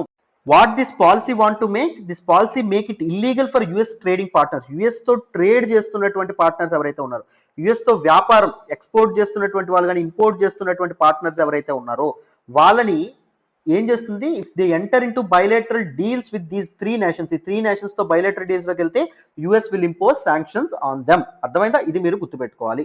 So what is the purpose of CAATSA? CAATSA యొక్క పర్పస్ ఏంటి చూడండి. క్యాట్సా అంటే ఏంటో అర్థమైందని అనుకుంటున్నాను. The main purpose of the CAATSA, why the main intent, the main rational behind this particular act చూడండి. ఫస్ట్ ఇది ఏంటి అంటే put check on Iran's nuclear program. Iran యొక్క న్యూక్లియర్ ప్రోగ్రామ్ ఏదైతే ఉంటుందో, నేను ఇరాన్ న్యూక్లియర్ డీల్ గురించి చాలాసార్లు హిందూ అనాలిసిస్ లో చెప్పాను. మరొకసారి ఇరాన్ న్యూక్లియర్ డీల్ గురించి నేను ఒక వీడియో అనేది చేస్తానండి. ఈజీగా అర్థమైపోతుంది మీకు, ఈజీగా, పెద్ద కష్టమేమీ కాదు. ఓకేనా? ఇరాన్స్ న్యూక్లియర్ ప్రోగ్రామ్ ఏదైతే ఉంటుందో దాన్ని చెక్ పెట్టడం, దాన్ని కంట్రోల్ పెట్టడం. అండ్ సెకండ్ ఏంటంటే kerbing Russian influence, communist influence to be precisely. Russian influence ఏదైతే ఉంటుందో అది వేరే దేశాల మీద పడకుండా రష్యాని అడ్డుకోవడం. అండ్ మూడవది ఏంటి అంటే countering threats by north Korea. North Korea నుంచి అమెరికాకు ఉన్నటువంటి థ్రెట్స్ ఏవైతే ఉన్నాయో వాటిని కంట్రోల్ చేయడం. అర్థమైందా? సింపుల్గా చెప్పాలంటే ఈ 3 నేషన్స్ని ఐసోలేట్ చేయడం, ఒంటరి చేయడం ద్వారా అమెరికా అనేది తన శత్రువుని కంప్లీట్గా శత్రువుల మీద గెలవడం అనేది జరుగుతుంది. అవునా కాదా? మరి క్యాట్సా ఏదైతే ఉంటుందో దీనిలో ఉండేటటువంటి శాంక్షన్స్ ఏంటి చూడండి. శాంక్షన్స్ ఎలాంటి, ఏ రకమైనటువంటి ఆంక్షలు అనేవి విధించడం అనేది జరుగుతుంది అంటే చూడండి. Section 231 of this particular CAATSA act ఏదైతే ఉంటుంది ఇది ఏం చెప్తుంది అంటే president must impose at least 5 sanctions. So president of the United States minimum 5 sanctions అనేవి తప్పకుండా విధించాలి. దేని మీద? ఏ కంట్రీ అయితే, ఏ గవర్నమెంట్ అయితే engage defence or intelligence agreement with రష్యాతో కానీ, లేకపోతే అదర్ అడ్వర్సరీస్తో ఎవరైతే అగ్రిమెంట్స్ అనేవి చేసుకుంటారో వాళ్ళతో. అర్థమైందా? సో సెక్షన్ 235 ఏదైతే ఉంటుందో it has a list of 12 possible sanctions అండి. సో ప్రెసిడెంట్ ఎలాంటి శాంక్షన్స్ అనేవి విధించవచ్చు, ఎలాంటి ఆంక్షలు అనేవి విధించవచ్చు ఆ కంట్రీస్ మీద అనేటటువంటి లిస్ట్ అనేది చెప్పడం అనేది జరుగుతుంది. సో దీస్ 12 పాసిబుల్ శాంక్షన్స్ లో వెరీ ఇంపార్టెంట్ మనకి ఈ ఆర్టికల్లో చెప్పడం అనేది జరిగింది. చూడండి. ఫస్ట్ ఇది ఏంటి అంటే స్టాపింగ్ క్రెడిట్ లైన్స్ అప్పులు ఇవ్వడం ఏదైతే ఉంటుందో అది ఆపేయాలి. గ్రాంట్స్ కానీ క్రెడిట్ లైన్స్, యూఎస్ అనేది అప్పు ఇవ్వడం మానేస్తుంది ఆ కంట్రీస్కి. అండ్ దాంతోపాటు ఇంటర్నేషనల్ బ్యాంక్స్ ఏవైతే ఉన్నాయి, ఐఎంఎఫ్ లాంటివి ఏవైతే ఉంటాయో అక్కడ నుంచి కూడా అప్పు రాకుండా అడ్డుకుంటుంది. ఎందుకంటే ఓటింగ్ రైట్స్ అనేవి ఆ కంట్రీ యొక్క షేర్ మీద ఆధారపడి ఉండడం అనేది జరుగుతుంది. కాబట్టి యూఎస్కి చాలా ఇంపార్టెంట్ హైయెస్ట్ స్టేక్ వాటికే యూఎస్కే ఉంది. కాబట్టి US can act against those particular credits and those particular loans అని చెప్పి మనం అర్థం చేసుకోవచ్చు. Blocking sales, US will know longer sale licensed goods and technology. Licensed goods and technology ఏవైతే ఉన్నాయి, ఇప్పుడు మైక్రోసాఫ్ట్ టెక్నాలజీ ఏవైతే ఉన్నాయి, విండోస్ టెక్నాలజీ ఇలాంటివన్నీ యూఎస్ కదా, సో అవన్నీ అమ్మడం మానేస్తుంది. దాంతోపాటు బ్యాంక్స్ బ్యాన్ చేయడం అనేది జరుగుతుంది, మ్యానుఫ్యాక్చరర్స్ని బ్యాన్ చేయడం అనేది జరుగుతుంది, సప్లయర్స్ని బ్యాన్ చేయడం అనేది జరుగుతుంది. ఆ కంట్రీ నుంచి ఇక్కడికి ఎటువంటి ట్రాన్సాక్షన్స్ అనేవి మరి జరగవు, యుఎస్తో జరగవు. ప్రాపర్టీ ట్రాన్సాక్షన్స్ అనేవి ఆగిపోతుంది. అంటే అవతల కంట్రీ వ్యక్తి యుఎస్లో ఎటువంటి ప్రాపర్టీస్ కొనడానికి జరగదు. ప్రాపర్టీ ట్రాన్సాక్షన్ అనే వాటి మీద బ్యాన్స్ విధిస్తుంది. And financial and visa sanctions ఏవైతే ఉన్నాయో అవి కూడా విధిస్తుంది on some particular special officials. So suppose ఆ కంట్రీ యొక్క ఎంబసీ మన తాలూకా యుఎస్లో ఉందనుకోండి, ఆ ఎంబసీలో పనిచేసినటువంటి అఫీషియల్స్ ఎవరైతే ఉన్నారో వాళ్ళ తాలూకా ఇదేం చేస్తుంది, బ్యాంక్ అకౌంట్ సీజ్ చేయడం కానీ అండ్ వాళ్ళ వీసా ఏదైతే ఉంటుందో దాన్ని రద్దు చేయడం కానీ ఇవన్నీ చేయడం అనేది జరుగుతుంది. ట్రావెల్ రెస్ట్రిక్షన్స్ విధించడం కానీ, ట్రావెల్ శాంక్షన్స్ విధించడం కానీ ఇవన్నీ చేయడం అనేది జరుగుతుంది. సో ఈ 12 పాసిబుల్ శాంక్షన్స్లో వెరీ ఇంపార్టెంట్ శాంక్షన్స్ ఏంటి అంటే ఇవి. ఎక్కువగా ఈ శాంక్షన్స్ని ఎక్కువగా ఇంపోజ్ చేయడం అనేది జరుగుతుంది. ఎవరెవరి మధ్య ఇప్పటి వరకు ఇంపోజ్ చేయడం అనేది జరిగింది sir? What are the past examples అంటే చైనా మీద ఇంపోజ్ చేయడం అనేది జరిగింది. ఎందుకు అంటే చైనా అనేది రష్యా నుంచి ఇప్పుడు S-400 ఏదైతే ఉంటుందో, ఇప్పుడు మనకి అది డిసెంబర్లో డెలివరీ వస్తుంది, మనం కూడా కొనుక్కుంటున్నాం ఎవరి నుంచి, రష్యా నుంచి. అండ్ దాంతోపాటు సుఖాయ్ 35 ఫైటర్ జెట్స్ ఏవైతే ఉన్నాయో ఈ రెండింటిని రష్యా నుంచి చైనా అనేది ప్రొక్యూర్ చేసుకుంది. కాబట్టి సో ట్రంప్ ఉన్నప్పుడు ఏం చేశారంటే చైనా మీద ఇంపోజ్ చేయడం అనేది జరిగింది. ఆంక్షలు ఏవైతే ఉన్నాయో వాటిని ఇంపోజ్ చేయడం అనేది జరిగింది. అండ్ సెకండ్, టర్కీ మీద మనం ఇంపోజ్ చేయడం అనేది జరిగింది. సేమ్ టర్కీ కూడా రష్యా నుంచి S-400 ఏదైతే ఉందో దిస్ పర్టికులర్ S-400 సిస్టమ్ని వాళ్ళు ఇంపోర్ట్ చేసుకోవడం అనేది జరిగింది, తెచ్చుకున్నారు రష్యా నుంచి. సో టర్కీ అనేది నాటో ఎలా అయినప్పటికీ నార్త్ అట్లాంటిక్ ట్రీటీ ఆర్గనైజేషన్లో వీళ్ళిద్దరు ఎలైస్, ఎవరు యుఎస్ అండ్ దాంతోపాటు టర్కీ. సో ఎల్ఐ అయినప్పటికీ టర్కీ మీద శాంక్షన్స్ ఏవైతే ఉన్నాయో అవి విధించడం అనేది జరిగింది. అర్థమైందా? మరి వెళ్ళినటువంటి ఇప్పుడు రష్యా కానీ లేకపోతే ఇరాన్ కానీ లేకపోతే నార్త్ కొరియాతో డీల్స్ చేసుకున్నటువంటి కంట్రీస్ మీద శాంక్షన్స్ అనేవి వేవ్ ఆఫ్ చేయొచ్చా? ఆంక్షలు ఏవైతే ఉన్నాయో ఆంక్షలు వేయకుండా అడ్డుకోవచ్చా? అడ్డుకునే అధికారం ఉంటే ఎవరికి ఉంది? దాని గురించి కూడా ఈ క్యాట్సా యాక్ట్ ఏదైతే ఉంటుందో దీనిలో ప్రస్తావించడం అనేది జరిగింది. దిస్ లా ఆంక్షలు వేసేటటువంటి అధికారాన్ని యాజ్ వెల్ యాజ్ ఆంక్షల్ని వేవ్ ఆఫ్ చేసేటటువంటి అధికారాన్ని కూడా ఇవ్వడం అనేది జరిగింది. ఎవరికి ఇచ్చింది? ప్రెసిడెంట్ ఆఫ్ ద యునైటెడ్ స్టేట్స్కి అప్పగించడం అనేది జరిగింది.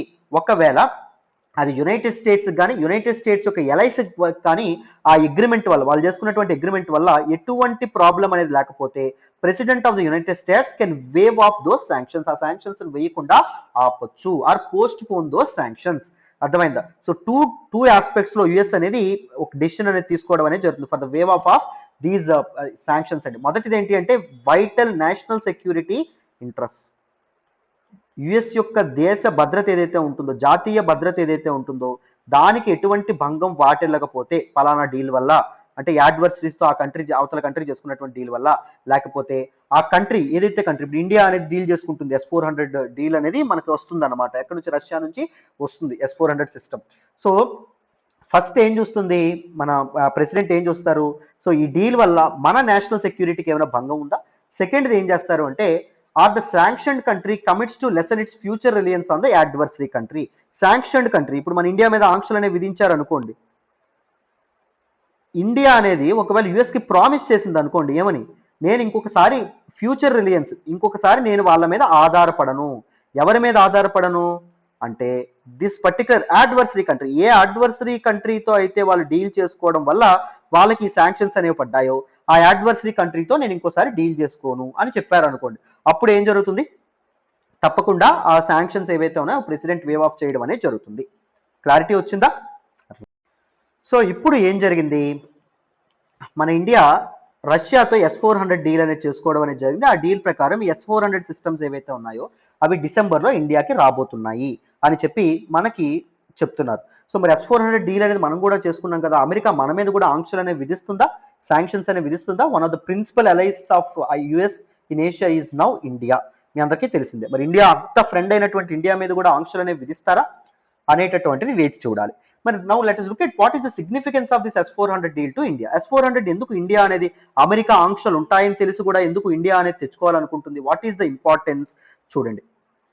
S-400 డీల్ ఏదైతే ఉంటుందో దాన్ని చేసుకోవడం వల్ల ఇండియాకి చాలా చాలా లాభాలు ఉండడం అనేది జరుగుతుంది. First one is it can act as a game changer అని చెప్పి అనుకోవచ్చు. ఇండియా యొక్క నేషనల్ సెక్యూరిటీ కన్సర్న్స్ ఏవైతే ఉన్నాయో కన్సిడరేషన్స్ దృష్టిలో పెట్టుకొని S-400 ఈజ్ వెరీ ఇంపార్టెంట్. ఎందుకంటే చైనా నుంచి, పాకిస్తాన్ నుంచి, ఇప్పుడు ప్రెజెంట్ ఆఫ్ఘనిస్తాన్ ఏదైతే ఉంటుందో ఆఫ్ఘనిస్తాన్ లో ఉన్నటువంటి పరిస్థితుల వల్ల కూడా ఇండియాకి చాలా సెక్యూరిటీ థ్రెట్స్ వచ్చేటటువంటి అవకాశం ఉంది. ఈ సమయంలో ఇండియాకి అడ్వాన్స్డ్ వెపన్ సిస్టమ్స్ ఏవైతే ఉన్నాయో అవి ఉండడం అనేది చాలా అవసరం. సెకండ్ది ఏంటి అంటే అడ్వాన్సింగ్ డిఫెన్స్ క్యాపబిలిటీ అండి. ఇండియా యొక్క డిఫెన్స్ సిస్టమ్స్ క్యాపబిలిటీ ఏదైతే ఉంటుందో దాన్ని పెంచడం అనేది కూడా చాలా చాలా అవసరం. ఎందుకంటే ఒకవైపు చైనా అనేది మనకి పక్కనే ఉన్నటువంటి థ్రెట్, అది తన డిఫెన్స్ సిస్టమ్ని మోడర్నైజ్ చేస్తూ వెళ్ళిపోవడం అనేది జరుగుతుంది. ఆర్మీని కూడా మోడర్నైజ్ చేస్తున్నారు. అండ్ పాకిస్తాన్కి కూడా చైనా అనేది మోడర్న్ సిస్టమ్స్తో హెల్ప్ చేయడం అనేది జరుగుతుంది. సో ఈ సమయంలో మనం కూడా వాళ్ళ నుంచి వచ్చేటటువంటి థ్రెట్కి సిద్ధంగా ఉండడానికి మన డిఫెన్స్ క్యాపబిలిటీస్ని మనం తప్పకుండా పెంచుకోవాలి. So integrating the S-400 into the national air defence architecture will be much easier, will be much good అన్నట్టుగా మనకి ఇక్కడ చెప్పడం అనేది జరిగింది. అండ్ థర్డ్ వన్ ఏంటి అంటే political reasons. So Narendra Modi గారి గవర్నమెంట్కి పొలిటికల్గా కూడా ఇది చాలా రెప్యుటేషన్ అనేది తీసుకొస్తుంది, చాలా చాలా హెల్ప్ అవ్వడం అనేది కూడా జరుగుతుంది. సెకండ్ది ఏంటి అంటే, లాస్ట్ది ఏంటి అంటే రిస్టోర్ రెప్యుటేషన్ అండి. మనం ఒకప్పుడు రెప్యుటేషన్ అనేది కోల్పోయాం, మన గౌరవం ప్రపంచ దేశాల మధ్య మన గౌరవం కోల్పోయాం. ఏం గౌరవం కోల్పోయాం చెప్తాను చూడండి. మనం ఈ యాడ్వర్సరీస్లో మనం ఎవరెవరి పేర్లు చెప్పుకున్నాం చెప్పండి అన్న. ఫస్ట్ రష్యా చెప్పుకున్నామా, సెకండ్ మనం ఎవరు చెప్పుకున్నాం, మన నార్త్ కొరియా చెప్పుకున్నామా, థర్డ్ ఇరాన్ చెప్పుకున్నాం. సో ఏం జరిగింది, Iran one of the biggest oil producing nation. సో ఇరాన్కి ఇండియాకి మంచి సంబంధాలని ఉన్నాయి నాన్న. సో ఏం చేసేవాళ్ళం, మనం ఎక్కువగా ఆయిల్ని ఇరాన్ నుంచి ఒకప్పుడు కొనుక్కునేవాళ్ళం. కానీ ఈ క్యాట్సా యాక్ట్ వచ్చిన తర్వాత అమెరికా యొక్క శాంక్షన్లకు భయపడి ఇండియా ఏం చేసింది, ఇరాన్ నుంచి ఇంకా ఆయిల్ ఏదైతే ఉంటుందో ఆయిల్ని కంప్లీట్గా తీసుకోవడం మానేసింది. ఎందుకంటే స్ట్రాంగెస్ట్ అలైగా అమెరికాకు ఉండేదండి. అమెరికా వద్దంటే వద్దు, అమెరికా చేయమంటే చెయ్యాలి, అలా అంత ఉండేది అమెరికా వైపు ఇండియా. అర్థమైందా? సో ఇరాన్తో ఈ ఆయిల్ ట్రేడ్ అనేది చేసుకోవడం వల్ల నా మీద ఆంక్షలు పడతాయి అనేటటువంటి ఉద్దేశంతో ఇండియా అనేది ఏం చేసిందన్న, దిస్ ఆయిల్ ఏదైతే ఉంటుందో దాన్ని కంప్లీట్గా ఇరాన్ నుంచి ఇంపోర్ట్ చేసుకోవడం మానేసింది. సో దానివల్ల ఏం జరిగింది, అమెరికాకి ఇండియాకి ఫినాన్షియల్గా కూడా చాలా లాస్ ఏర్పడడం అనేది జరిగింది. అండ్ మన తాలూకా ఇదేదైతే ఉంటుందో రెప్యుటేషన్ ఏదైతే ఉంటుందో అది కూడా పాడింది. సో ఒక అమెరికా చేతిలో ఒక పప్పెట్ లాగా, ఒక కీలు బొమ్మలాగా మారుతుంది ఇండియా అనే అప్రతిష్ట అనేది మనం మూట కట్టుకున్నాం. సో మళ్ళీ ఆ రెప్యుటేషన్ అనేది పోయినటువంటి ఆ గౌరవాన్ని మళ్ళీ రిస్టోర్ చేయాలంటే India can act as its own. India's foreign policy is sovereign and independent అని మనం ప్రూవ్ చేసుకోవాలి అంటే దిస్ S-400 డీల్ ఏదైతే ఉంటుందో ఇది చాలా చాలా ఇంపార్టెంట్. మరి ఎందుకు ఇండియాకి అమెరికా ఏదైతే ఉంటుందో అది వేవ్ ఆఫ్ చేయాలి, ఏంటి శాంక్షన్స్ ఎందుకు వేవ్ ఆఫ్ చేయాలి? ఫస్ట్ ఇది ఏంటి అంటే India is US strategic partner అండి, చాలా ఇంపార్టెంట్ ఎలై అని చెప్పి మనం గుర్తుపెట్టుకోవాలి. ఎందుకంటే యుఎస్ తాలూకా ప్రైమరీ ఎయిమ్ ఏంటంటే ప్రజెంట్ టు చెక్ చైనాని కంట్రోల్లో పెట్టడం కదా నాన్న. సో చైనాని కంట్రోల్లో పెట్టడానికి ఒక రీజనల్ సపోర్ట్, బలమైనటువంటి కౌంటర్ బ్యాలెన్స్ చేసేటటువంటి కంట్రీ ఉండాలి, దట్ ఈజ్ ఇండియా. సో ఇండియాతో ఫ్రెండ్షిప్ అనేది అమెరికాకి ఇప్పుడు చాలా చాలా అవసరం. And both these countries are partners in quadrilateral security డైలాగ్లో విట్ ఈజ్ సెక్యూరిటీ ఎలియన్స్ అని చెప్పి మనం చెప్పుకోవచ్చు. Free, open and inclusive Indo Pacific region కోసం సింపుల్గా చెప్పాలంటే ఇండో పసిఫిక్ రీజియన్లో చైనా యొక్క ఎసర్షన్, చైనా యొక్క డామినెన్స్ అనేది పెరగకుండా ఉండడం కోసం క్వాడ్ ఏర్పడింది. క్వాడ్లో కంట్రీస్ ఏంటి, US, India, Australia and Japan. So ఇంత కీ అలైగా ఉండడం కూడా సో ఇండియాకి హెల్ప్ చేయడం అనేది జరుగుతుంది. So America may wave off or sanctions.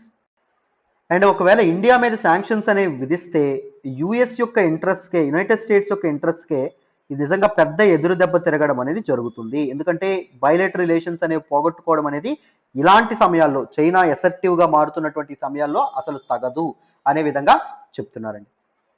కొంతమంది ఏమంటున్నారు అంటే ఇది ఒక ఇన్కరెక్ట్ మెసేజ్ అనేది పంపిస్తుంది. ఒకవేళ ఇండియా మీద వేవ్ ఆఫ్ చేసాం అనుకోండి, ఇండియా మీద అసలు శాంక్షన్స్ అనేవి విధించకుండా ఆపేసాం అనుకోండి, అప్పుడు ప్రపంచ దేశాలు ఏం చేస్తాయి?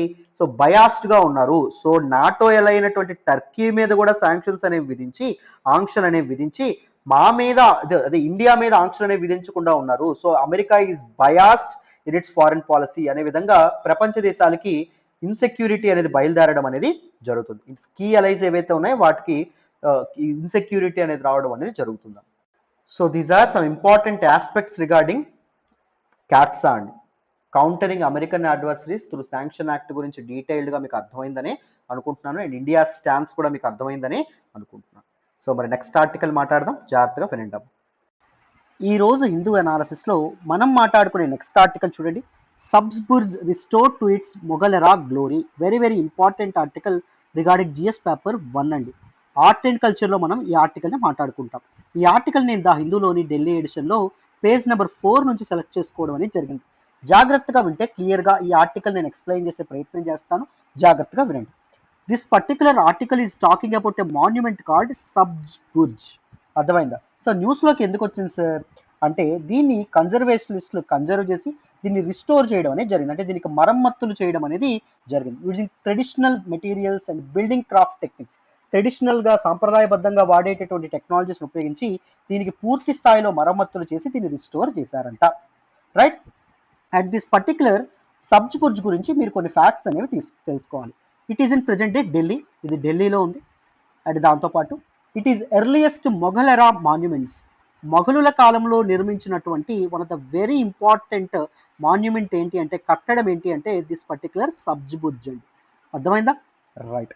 And it is basically a tomb, ఒక సమాధి అని చెప్పి మనం చెప్పుకోవచ్చు. And it is believe to be build in 1530, సుమారు 1530వ సంవత్సరంలో దీన్ని కట్టించడం అనేది జరిగింది. And it does not have any markings pointings to the identify of those who buried in it. ఇప్పటి వరకు ఎవరు దాని కింద బరి అయ్యారు అనేటటువంటి విషయం మీద నో ఐడెంటిటీ అండి. ఎవరు దాని కింద సమాధి చేయబడ్డారు అనేటటువంటి విషయం మీద నో ఐడెంటిఫై అని రాశాను, sorry, no identity. And this architecture holds immense significance due to the ceiling on its double dome structure. Mughal ఆర్కిటెక్చర్లో one of the very important aspect ఏంటి అంటే దిస్ డబుల్ డోమ్ స్ట్రక్చర్ అండి. మీకు డోమ్ అనేది ఇలా కనిపిస్తుంది, మీ అందరికీ తెలుసు, కానీ లోపల కూడా ఇలా ఉండడం అనేది జరుగుతుంది. దీన్ని డబుల్ డోమ్ అంటారండి. అంటే కింద నుండి చూసేటటువంటి వ్యక్తికి అంత ఎత్తు కనిపించదు, బట్ బయట నుండి చూస్తే మాత్రం డోమ్ అనేది చాలా ఎత్తుగా ఉండడం అనేది జరుగుతుంది. దీనివల్ల డోమ్కి ఎక్స్ట్రా స్ట్రెంగ్త్ ఏదైతే ఉంటుందో స్ట్రెంగ్త్ యాడ్ అవ్వడం అనేది జరుగుతుంది. One of the key features of this very important structure is double dome అమ్మ.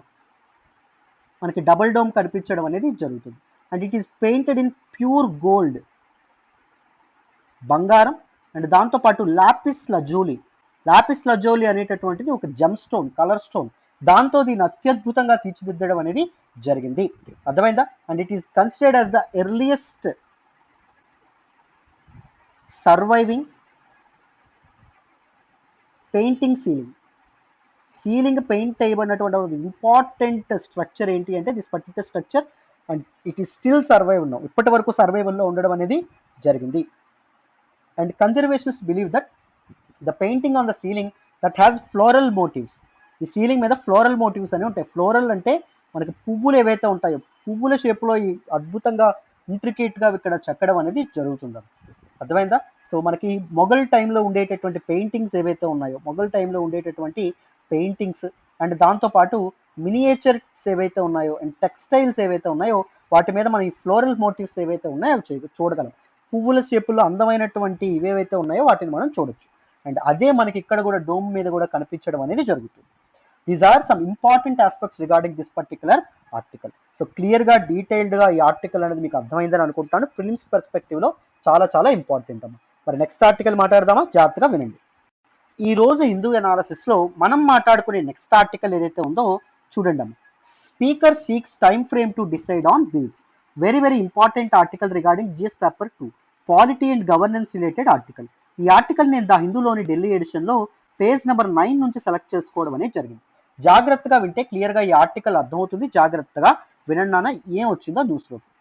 సో రీసెంట్గా 82nd all India presiding officers conference ఏదైతే ఉంటుందో అది షిమ్లాలో జరగడం అనేది జరిగింది. షిమ్లాలో జరిగినటువంటి ఈ మీటింగ్ ఏదైతే ఉంటుందో దీనికి తమిళనాడు అసెంబ్లీ స్పీకర్ ఎవరైతే ఉన్నారు, ప్రిసైడింగ్ ఆఫీసర్స్ అంటే మనకి హౌసెస్లో ఉండేటటువంటి హెడ్స్ అనమాట. ఇప్పుడు మనకి లోక్సభ అండ్ దాంతోపాటు లెజిస్లేటివ్ అసెంబ్లీలో స్పీకర్ అండ్ దాంతోపాటు డిప్యూటీ స్పీకర్లు ఉంటారు. అదే మనకి రాజ్యసభ అండ్ దాంతోపాటు లెజిస్లేటివ్ కౌన్సిల్లో మనకి ఎవరుంటారు, చైర్మన్ అండ్ వైస్ చైర్మన్ ఉండడం అనేది జరుగుతుంది. సో వాళ్ళ తాలూకా మీటింగ్స్లో అందరూ కలిపి, దేశవ్యాప్తంగా ఉన్నటువంటి అందరూ కలిపి మీటింగ్ పెట్టుకున్నారు. అండ్ ఆ మీటింగ్లో తమిళనాడు అసెంబ్లీ స్పీకర్ ఎవరైతే ఉన్నారో ఆయన కొన్ని విషయాల్ని హైలైట్ చేయడం అనేది జరిగింది. ఆయన ఏ విషయాలను హైలైట్ చేశారో తెలుసుకోవాలంటే మీకు ఈ ఆర్టికల్ యొక్క బ్యాక్గ్రౌండ్ అనేది యాక్చువల్గా అర్థం కావాలి. ఏంటి సార్ బ్యాక్గ్రౌండ్? ఫస్ట్ ఇండియన్ ప్రెసిడెంట్కి మన రాజ్యాంగం ఏదైతే ఉంటుందో, భారత రాష్ట్రపతికి మన కాన్స్టిట్యూషన్ ఏదైతే ఉందో అది ఇచ్చినటువంటి ఒక రైట్ గురించి తెలియాలి. Indian president enjoys some degree of veto power. Veto power అంటే నో చెప్పేటటువంటి అధికారం. ఫుల్ వీటో పవర్ అంటే కాదు, some degree of veto power on state legislations. అంటే స్టేట్ లెజిస్లేచర్స్ చేసినటువంటి చట్టాలు ఏవైతే ఉంటాయో వాటిని కొట్టివేసేటటువంటి అధికారము ప్రెసిడెంట్కి కొంత మేరకు ఇవ్వడం అనేది జరిగింది. ఏమిచ్చింది? రాజ్యాంగం ఏదైతే ఉంటుందో రాజ్యాంగం ఇవ్వడం అనేది జరిగింది. మామూలుగా రాష్ట్ర చట్టసభల్లో ఏం జరుగుతుంది? ఫస్ట్ మనకి యూనికామరల్ స్టేట్ లెజిస్లేచర్స్ ఉన్నాయి అండ్ బైకామరల్ స్టేట్ లెజిస్లేచర్స్ కూడా ఉన్నాయి. సో మనకి సెంటర్లో ఆల్వేజ్ బైకామరల్, లోక్సభ రాజ్యసభ తప్పకుండా ఉండడం అనేది జరుగుతుంది. బట్ స్టేట్స్లో సింగిల్ హౌస్ యూనికామరల్ అవుతుంది, బైకామరల్ అంటే 2 హౌసెస్. ఇప్పుడు ఆంధ్రప్రదేశ్ మనకి బైకామరల్ అని చెప్పి మనం అర్థం చేసుకోవచ్చు. సో బైకామరల్ సిస్టమ్ ఫాలో అవుతున్నటువంటి స్టేట్స్ ఏంటో నాకు కామెంట్ బాక్స్లో తెలియజేయండి, ఎంతవరకు కరెక్ట్గా చెప్తారో చూద్దాం నేను. ఓకేనా? మరి ఇప్పుడు యూనికామరల్ లెజిస్లేచర్ కానీ బైకామరల్ లెజిస్లేచర్లో ఉన్నప్పుడు కానీ చట్టాలు, ఒక లా అనేటటువంటిది యాక్ట్గా ఎప్పుడు మారుతుంది? సపోజ్ ఒక లెజిస్లేటివ్ అసెంబ్లీలో ఇంట్రడ్యూస్ చేశారంటే బిల్లు, లెజిస్లేటివ్ అసెంబ్లీ తర్వాత లెజిస్లేటివ్ అసెంబ్లీలో ఆమోదం అయితే లెజిస్లేటివ్ కౌన్సిల్కి వెళ్తుంది. కౌన్సిల్కి వెళ్ళిన తర్వాత ఏమవుతుంది? గవర్నర్ దగ్గరికి వెళ్తుంది. ఎందుకు? గవర్నర్ యొక్క ఎసెంట్ కోసం. గవర్నర్ ఎసెంట్ వేసిన తర్వాత ఆ లా ఏదైతే ఉంటుందో అది యాక్ట్గా, లా కాదు, బిల్ ఏదైతే ఉంటుందో అది యాక్ట్ కింద మారడం అనేది జరుగుతుంది. అంతేనా? ఆ బిల్ ఏదైతే ఉంటుందో అది యాక్ట్ కింద మారడం అనేది జరుగుతుంది. సో మీకు క్లారిటీ వచ్చిందని అనుకుంటాను. లేకపోతే యూనికామరల్ సిస్టమ్ ఏంటి? Unicameral system legislative assembly, lower house మాత్రమే ఉంటుంది, అప్పర్ హౌస్ ఉండదు. లెజిస్లేటివ్ కౌన్సిల్కి వెళ్ళకుండా డైరెక్ట్ గవర్నర్ దగ్గరికి వెళ్ళిపోతుంది. గవర్నర్ అసెంట్ ఇస్తే ఆ బిల్ ఏదైతే ఉంటుందో అది చట్టం అవ్వడం అనేది జరుగుతుంది, అది ఎన్ఫోర్స్ అవ్వడం అనేది జరుగుతుంది. ఇది మీ అందరికీ తెలుసు, రైట్? అయితే గవర్నర్కి ఒక అధికారం ఉంటుంది, స్టేట్ గవర్నర్కి. ఏంటి? State governor can reserve any bill for the consideration of the president. రాష్ట్రపతి యొక్క కన్సిడరేషన్కి ఏదైనా ఒక రాష్ట్రాలు చేసినటువంటి బిల్ ఏదైతే ఉంటుందో దేన్నో ఒక దాన్ని పంపించవచ్చు. And under article 201 of the constitution, రాజ్యాంగంలో ఉన్నటువంటి 201వ అధికరణ ప్రకారం the bill is reserved by a governor for the consideration of the president. The president shall declare either that ఈ ఎసెంట్స్ టు ద బిల్. ప్రెసిడెంట్ ఏం చేయొచ్చు? ఈ బిల్తో నాకేం ప్రాబ్లం లేదు, ఎసెంట్ అయినా ఇవ్వచ్చు, ప్రాబ్లం ఏం లేదని ఆమోదించవచ్చు, or he with holds his assent. ఆ ఎసెంట్ ఏదైతే ఉంటుందో, ఏ ఆమోదము తెలపకుండా ఆ బిల్ ఏదైతే ఉంటుందో దాన్ని విత్ హోల్డ్ చేయొచ్చు. అర్థమైందా? అండ్ దాంతోపాటు ఇంకొక ఇష్యూ ఏదైతే ఏంటి అంటే, విత్ హోల్డ్ చేయకుండా the president May direct the governor to return the bill to state legislatures. అతని దగ్గరకు వచ్చినటువంటి బిల్లుని మళ్ళీ గవర్నర్కి పంపించి, గవర్నర్ గారు స్టేట్ లెజిస్లేచర్ ఏదైతే ఉంటుందో స్టేట్ లెజిస్లేచర్స్ పంపించండి, మరొక్కసారి వాళ్ళు అప్రోప్రియేట్గా కన్సల్ట్ చేసి ఈ బిల్లో ఏమైనా చేంజెస్ తీసుకొచ్చి వాళ్ళు పాస్ చేస్తారేమో అని చెప్పి కూడా ఇవ్వచ్చు. అర్థమైందా? సో ఈ direct the governor to return the bill to the state legislature even without giving appropriate reasons. So reasons అనేవి, ఎందుకు వెనక్కి పంపిస్తున్నా రీజన్స్ కూడా చెప్పకుండా president can return this particular bill to state legislatures. And these houses ఏవైతే ఉన్నాయో అవి కాస్త దర్యాప్తు చేస్తారు, వాటి మీద విచారించి ఆ బిల్ ఏదైతే ఉంటుందో మార్పులు చేసైనా సరే, మార్పులు చేయకుండానైనా సరే విత్ ఇన్ 6 months ఆ బిల్లు స్టేట్ లెజిస్లేచర్కి వచ్చిన 6 నెలలలోపు బిల్లుని మళ్ళీ ఏం చేయాలి? ప్రెసిడెంట్ యొక్క కన్సిడరేషన్కి పంపించాలి, రాష్ట్రపతి దగ్గరికి మళ్ళీ పంపించడం అనేది జరగాలి. చూడండి అన్న, మరొక్కసారి చెప్తున్నాను, మీకు ఈజీగా అర్థమైపోతుంది, అది కష్టమేం కాదు.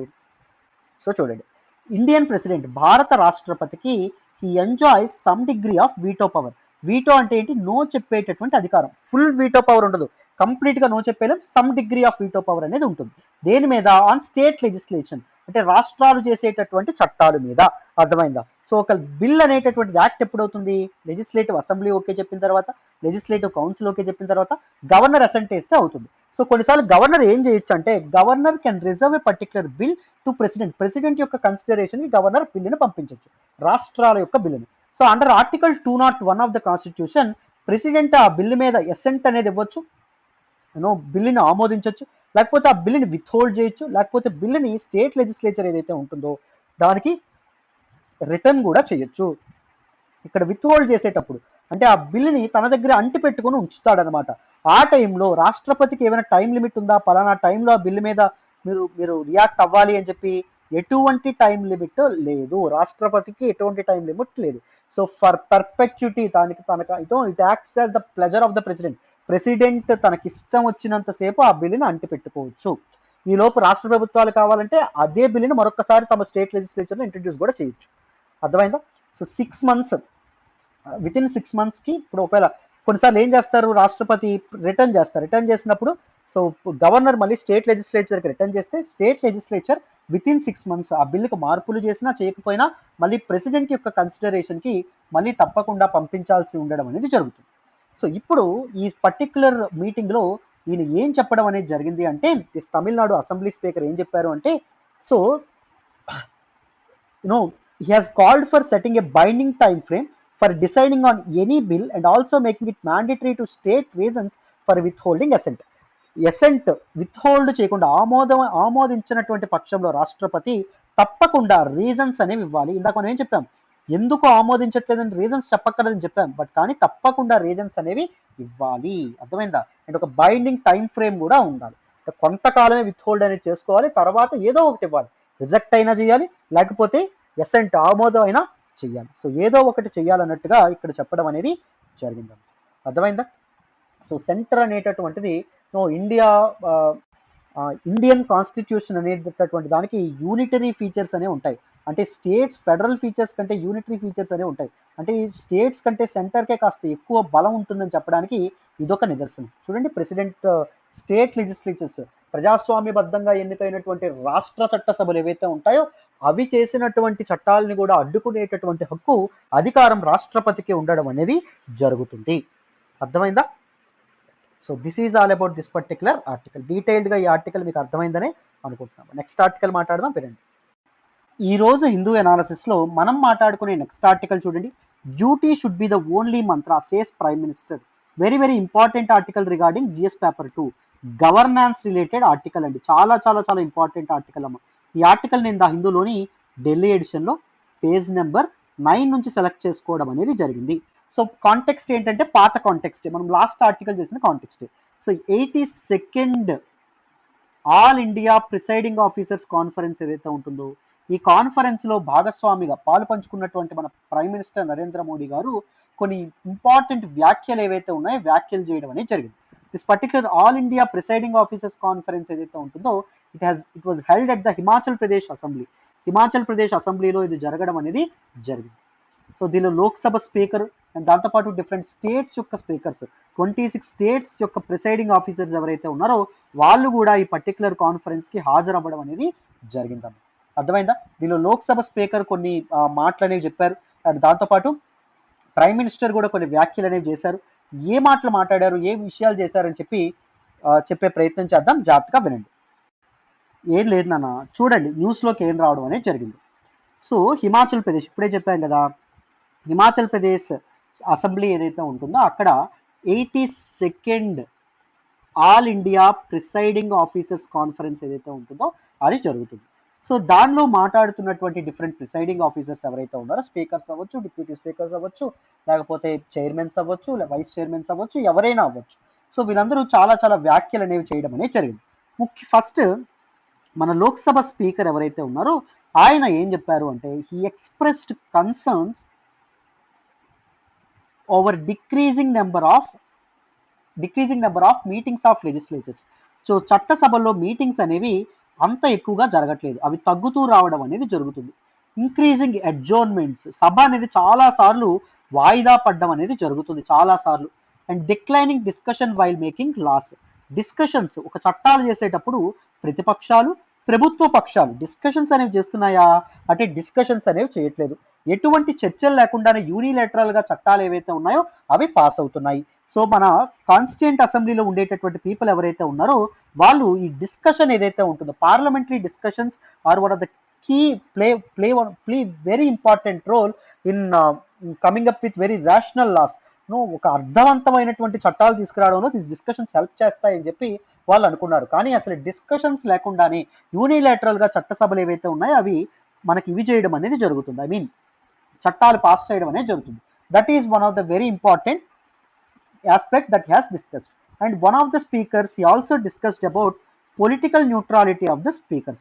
సో మీ అందరికీ తెలుసు స్పీకర్ మామూలుగా ఓన్లీ అధికార పక్షం ఏదైతే ఉంటుందో అధికార పక్షం వాళ్ళే ఉండడం అనేది జరుగుతుంది, మీ అందరికీ తెలుసు. సో స్పీకర్ ఎటువంటి బయాస్ లేకుండా సబ్జెక్టివ్గా యాక్ట్ చేస్తాడా అంటే చెయ్యరు. తప్పకుండా వాళ్ళ పార్టీ ఏదైతే ఉంటుందో వాళ్ళ పొలిటికల్ పార్టీకి సపోర్ట్ చేసుకోవడం అనేది జరుగుతుంది. అంటే వాళ్ళ పొలిటికల్ పార్టీ వాళ్ళకి మైక్ ఎక్కువసేపు ఉంచడం, అదర్ పొలిటికల్ లీడర్స్ ఎవరైతే ఉన్నారో వాళ్ళకి అంటే ప్రతిపక్షాల్లో ఉన్న వాళ్ళకి మైక్ కట్ చేయడం కానీ లేకపోతే వాళ్ళకి మాట్లాడడానికి టైం ఇవ్వకపోవడం కానీ ఇలాంటివి చాలా సార్లు చేస్తూ ఉంటారు. So this is also a concern, political neutrality of the speakers. And prime minister మాట్లాడుతూ ఒక ఇంపార్టెంట్ ఇనిషియేటివ్ గురించి చెప్పడం అనేది జరిగింది. That is national portal. ఈ ప్రిసైడింగ్ ఆఫీసర్స్ అందరికీ ఒక నేషనల్ పోర్టల్ అనేటటువంటిది ఉండాలి and we should give them a technical boost అని చెప్పడం అనేది జరిగింది. And allow them to be connected with one another, ఒకరితో ఒకరు మాట్లాడుకుంటే మంచిది. అండ్ దాంతోపాటు ఫస్ట్ టైం ఎలక్టెడ్ రిప్రజెంటేటివ్స్ ఎవరైతే ఉన్నారో అంటే మొదటిసారి ఎమ్మెల్యేలు కానీ ఎమ్మెల్సీలు కానీ అయినటువంటి వ్యక్తులు ఎవరైతే ఉన్నారో వాళ్ళకి తగినటువంటి ట్రైనింగ్ కూడా ఇవ్వాలి. They are going with present day tradition. వాళ్ళకి సభలో ఎంత మర్యాదగా ప్రవర్తించాలి, సభలో ఎలాంటి డిస్కషన్స్ అనేవి లేవనెత్తాలి, అలాంటి విషయాల గురించి వాళ్ళకి తప్పకుండా ట్రైనింగ్ అనేది ఇవ్వాలి. అండ్ దాంతోపాటు more inclusive deliberations. So all sections of the society participate చేసేటటువంటి చర్చలు అనేవి జరగాలి. అంటే ఉమెన్ రిప్రజెంటేటివ్స్ ఎవరైతే ఉన్నారో ఉమెన్ ఎమ్మెల్యేస్ కానీ లేకపోతే ఎంపీస్ కానీ అండ్ షెడ్యూల్డ్ ట్రైబ్స్కి చెందినటువంటి ఎమ్మెల్యేస్ ఎంపీస్ కానీ లా మేకర్స్ అండ్ దాంతోపాటు దీస్ వల్నరబుల్ సెక్షన్స్ మనకి షెడ్యూల్డ్ క్యాస్ట్కి సంబంధించినటువంటి వాళ్ళు ఎవరైతే ఉన్నారో యూత్ యంగ్ రిప్రజెంటేటివ్స్ ఎవరైతే ఉన్నారో వీళ్ళందరికీ మాట్లాడేటటువంటి సమయం అనేది ఇవ్వాలి. And prime minister called for a quality debate in the legislature. So చట్టసభలో డిబేట్ అనేటటువంటిది చాలా క్వాలిటీగా ఉండాలి, చర్చలు అనేవి అర్థవంతంగా సాగాలి, కానీ ఒకరినొకరు తిట్టుకుంటూ ఒకరి మీద ఒకరు విరుచుకుపడడం అనేది జరగకూడదనే విధంగా చెప్పడం అనేది జరిగింది. Rajya Sabha deputy chairman he suggested that it was time for legislatures to adopt new technologies. చట్టసభలు అనేవి కొత్త టెక్నాలజీస్ని అడాప్ట్ చేసుకోవాలి. కొత్త టెక్నాలజీస్ని అడాప్ట్ చేసుకుంటూ లెజిస్లేచర్ దీస్ లెజిస్లేచర్స్ డిబేట్స్ ఏవైతే ఉన్నాయో దీస్ డిబేట్స్ లెజిస్లేచర్ డిబేట్స్ ఏవైతే ఉన్నాయో వాటిని ఎఫెక్టివ్గా ముందుకు తీసుకెళ్లాలని కూడా చెప్పారు. And they also has given a report on the anti defection law. So anti defection law ఫిరాయింపుల రద్దు చట్టము ఏదైతే ఉంటుందో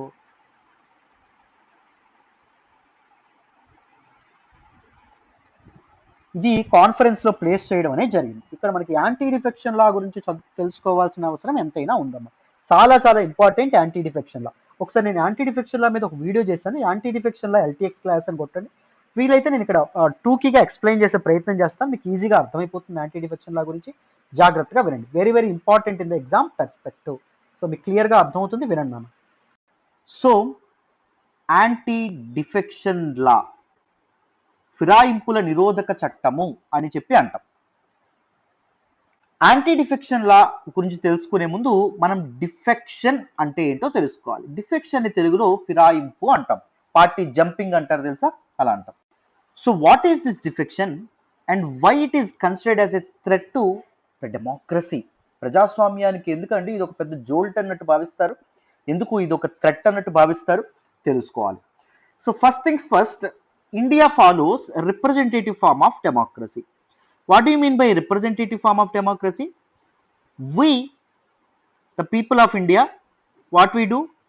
By using universal adult franchise, సార్వత్రిక వయోజన ఓటు హక్కు, రైట్ టు ఓట్ ఉపయోగించుకొని మనం ఏం చేస్తాం?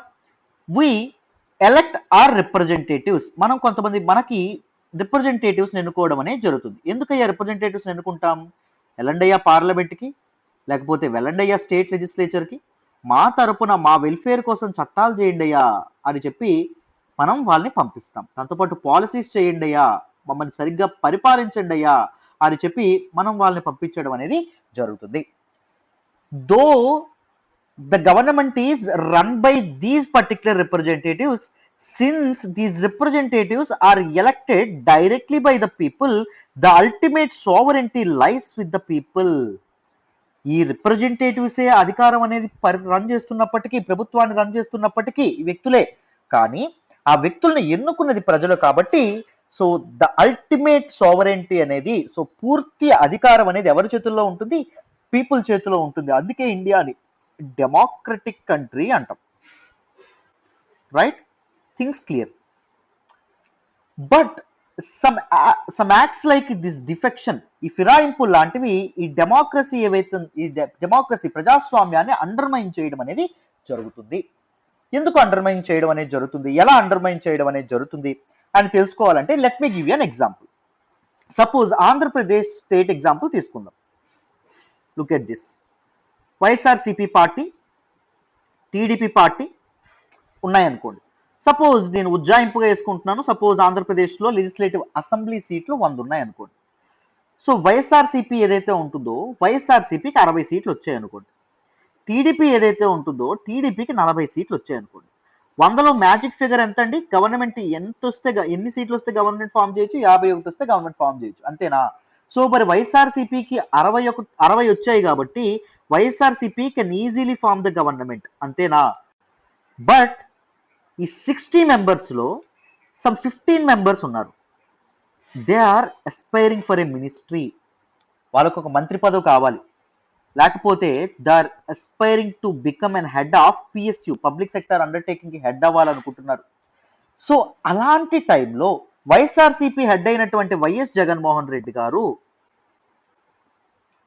లేదు మేము వీళ్ళకి ఇవ్వము, ఎవరికి ఇవి ఎవరైతే ఎస్పైర్ చేస్తున్నారు 15 మెంబర్స్ వాళ్ళకి కాకుండా వేరే వాళ్ళకి ఇచ్చారనుకోండి, వీళ్ళకి కోపం వస్తుంది రాదా? తప్పకుండా కోపం వస్తుంది.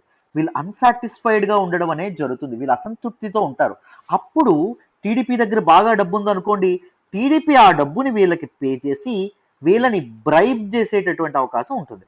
ఈ 15 మందికి మీరు మా దగ్గరకు వచ్చేయండి, ఒకవేళ మన గవర్నమెంట్ ఫామ్ అయితే నేను మీకు మినిస్ట్రీ ఇస్తాను, లేకపోతే పిఎస్యు ఇస్తాను, లేకపోతే మీరు ఎప్పుడూ చూడనటువంటి డబ్బు ఇస్తాను అని చెప్పి టీడీపీ చెప్పింది అనుకోండి. ఇక్కడ నుంచి వైఎస్ఆర్సిపి నుంచి మనకి టీడీపీకి వెళ్ళిపోయారు అనుకోండి ఆ 15 మెంబర్స్. అప్పుడు వైఎస్ఆర్సిపిలో ఎంతమంది ఉంటారు? 45 మందే ఉంటారు వైఎస్ఆర్సిపికి సపోర్ట్ గా. అదే టీడీపీకి ఎంతమంది అయిపోతారండి? 55 మంది అవ్వడం అనేది జరుగుతుంది. సో అప్పుడు గవర్నమెంట్ ని ఫామ్ చేసే అధికార హక్కు ఎవరికి ఉంటుందండి? ఆ తాలూకా పవర్ ఎవరికి ఉంటుందండి? టీడీపీకి ఉండడం అనేది జరుగుతుంది. చూసారా ఎంత సింపుల్ గా పీపుల్ యొక్క మ్యాండేట్ అనేది అండర్మైన్ చేసిందో. ప్రజలు ఎవరికండి పరిపాలించమని చెప్పారు? వైఎస్ఆర్సీపీకి పరిపాలించమని చెప్పారు. సార్ వైఎస్ఆర్సీపీకి ఓటేయడం ఏంటి సార్? సో అక్కడ కాన్స్టిట్యుయెన్సీలో ఎవరు నిలబడతారో ఆయనకి వేశారు, ఆయన నమ్మి వేశారు, ఆయన కదా ఫిరాయింపుకు పాల్పడ్డాడు, ఇందులో తేడా ఏముంది అని అనుకుంటే చూడండి, ఆ కాన్స్టిట్యుయెన్సీ లీడర్ కని చెప్పి వేయకపోవచ్చు ప్రజలు. వైఎస్ఆర్సీపీ యొక్క హెడ్ అయినటువంటి జగన్మోహన్ రెడ్డి గారిని చూసి ఓటు వేయొచ్చు, లేకపోతే వైఎస్ఆర్సీపీ యొక్క నవరత్నాలో లేకపోతే మేనిఫెస్టో ఏదైతే ఉంటుందో దాన్ని చూసి ఓటేయచ్చు, లేకపోతే వైఎస్ఆర్సీపీ ప్రత్యేక హోదా స్పెషల్ స్టేటస్ తెస్తుంది అని చెప్పడం వల్ల ఓటేసి ఉండొచ్చు, లేకపోతే వైఎస్ఆర్సీపీ వెల్ఫేర్ స్టేట్ సంక్షేమ ప్రభుత్వాన్ని స్థాపిస్తాము అని ఏదైతే మాట ఇచ్చిందో ఆ మాటకని చెప్పి ప్రజలు ఓటేయొచ్చు ఆ వ్యక్తిని చూసి కాకుండా. సో ఏదైనా జరగచ్చు. పీపుల్ ఇచ్చినటువంటి మ్యాండేట్ ని నువ్వు డిఫెక్షన్ కి పాల్పడడం ద్వారా, పార్టీ ఫిరాయింపులకు పాల్పడడం ద్వారా your undermine the mandate of the people, your undermine the democracy, right? Because of which the roots of the democracy will become very loose. అర్థమైందా? సో ప్రజాస్వామ్య పునాదులు కదిలిపోయేటటువంటి అవకాశం ఉంటుంది. సో అందుకు డిఫెక్షన్ ని కర్బ్ చేయాలి. Defection is dangerous, defection should be controlled, right? Defection is unfair. So ఇంకొక example ఇస్తాను చూడండి. ఇదే మన ఆంధ్రప్రదేశ్ లెజిస్లేటివ్ అసెంబ్లీ సపోజ్ 100 సీట్లు ఉన్నాయనుకోండి. వైఎస్ఆర్సీపీ ఏదైతే ఉంటుందో వైఎస్ఆర్సీపీకి 30 సీట్లు వచ్చినాయి. టీడీపీ ఏదైతే ఉంటుందో టీడీపీకి 40 సీట్లు వచ్చినాయి, రైట్? తర్వాత జనసేన ఉంది, జనసేనకి 20 సీట్లు వచ్చినాయి. అదర్ ఇండిపెండెంట్ పీపుల్కి 10 సీట్లు వచ్చినాయి అనుకున్నాను. సో మ్యాజిక్ ఫిగర్ ఎంత అని చెప్పుకున్నా 51 అని చెప్పాం. 51 ఎవరికైనా వచ్చిందా? ఎవరికి రాలేదు. బట్ కానీ ప్రజల బిహేవియర్ ఎంతో కొంత ఎవరి వైపు ఉంది, టీడీపీ వైపు ఉంది, అంతేనా? ఎంతో కొంత టీడీపీ విన్ అవ్వాలని చెప్పి ప్రజలు అనుకుంటున్నారు. Of course they didn't get magic figure, right? So ఈ టైంలో వైఎస్ఆర్సీపీ దగ్గర డబ్బులు ఉన్నాయి అనుకోండి, జగన్మోహన్ రెడ్డి గారి దగ్గర డబ్బులు ఉన్నాయి. జగన్మోహన్ రెడ్డి గారు సపోజ్ జనసేన నుంచి 20 మందిని తీసుకోవాలనుకుంటున్నారు, లేకపోతే అదర్స్ నుంచి 10 మెంబర్స్ ని తీసుకోవాలని చెప్పి అనుకుంటున్నారు. అర్థమైందా? సో సపోజ్ 20 మందిని తీసుకున్నారు అనుకోండి, వైఎస్ఆర్సీపీకి 50 అవుతాయి. ఈ ఇండిపెండెంట్ మెంబర్స్ లో ఒక 5గురు వచ్చారు అనుకోండి, 55 మంది. సో మ్యాజిక్ ఫిగర్ దాటిపోతుందా లేదా? ఇప్పుడు అధికారం ఫామ్ చేసేటటువంటి హక్కు ఎవరికి వచ్చింది? వైఎస్ఆర్సీపీకి రావడం అనేది జరిగింది. కానీ it is clearly showing that people know they are never aspiring for YSRCP government. ఇది చేయకపోవడమే, ఇష్టపడకపోవడం వల్లే కదా 30కే పరిమితం చేశారు. ఎంతో కొంత టీడీపీని ఇక్కడ కావాలనుకుంటున్నారు జనాలు, right? So here also you are undermining the mandate of the people. ప్రజలు ఇచ్చినటువంటి తీర్పు ఏదైతే ఉంటుందో దాన్ని నువ్వు అండర్మైన్ చేయడం అనేది జరుగుతుంది. It is the threat to democracy. ప్రజాస్వామ్య పునాదులు అనేవి కదిలిపోయేటటువంటి అవకాశం ఉంది if there is defection in the society, if there is defection in the political system, right? So మీకు డిఫెక్షన్, ఫిరాయింపు అంటే ఏంటో అర్థమైంది అనుకుంటున్నాను. Why it is considered as unfair practice, why it is considered as dangerous practice, why it is considered as a controllable practice అని చెప్పి మీకు అర్థమైందని అనుకుంటున్నాను. చూడండి, defection is defined as either voluntarily giving up the membership of his party or disobeying the directives of the party leadership on a vote in legislature. Defection, ఫిరాయింపు అంటే ఏంటి? ఏ party గుర్తు మీద అయితే ఆయన ఎన్నిక కాబడ్డాడో ఆ పార్టీని విడిచిపెట్టడం, వాలంటరీగా గివప్ చేసేయడం, ఆ పార్టీ నుంచి బయటకు వచ్చేయడం, అది కూడా డిఫెక్షన్ అవుతుంది. వేరే పార్టీకి చేరతాడో లేదా అని తర్వాత విషయం, బట్ గెలిచిన పార్టీని వదిలేస్తే అది డిఫెక్షన్ అయిపోతుంది. మొదటి గుర్తుపెట్టేసుకో. సెకండ్ది ఏంటి అంటే పార్టీ ఇచ్చినటువంటి విప్ డైరెక్టివ్స్ ఏవైతే ఉంటాయో దాన్ని డిజబే చేసినా అది డిఫెక్షన్ కింద వస్తుంది. సపోజ్ వైఎస్ఆర్సీపీ ఇప్పుడు ప్రభుత్వంలో ఉంది ఆంధ్రప్రదేశ్. వైఎస్ఆర్సీపీ 3 క్యాపిటల్ బిల్ ఏదైతే ఉంటుందో దాన్ని తీసుకొచ్చింది అనుకోండి.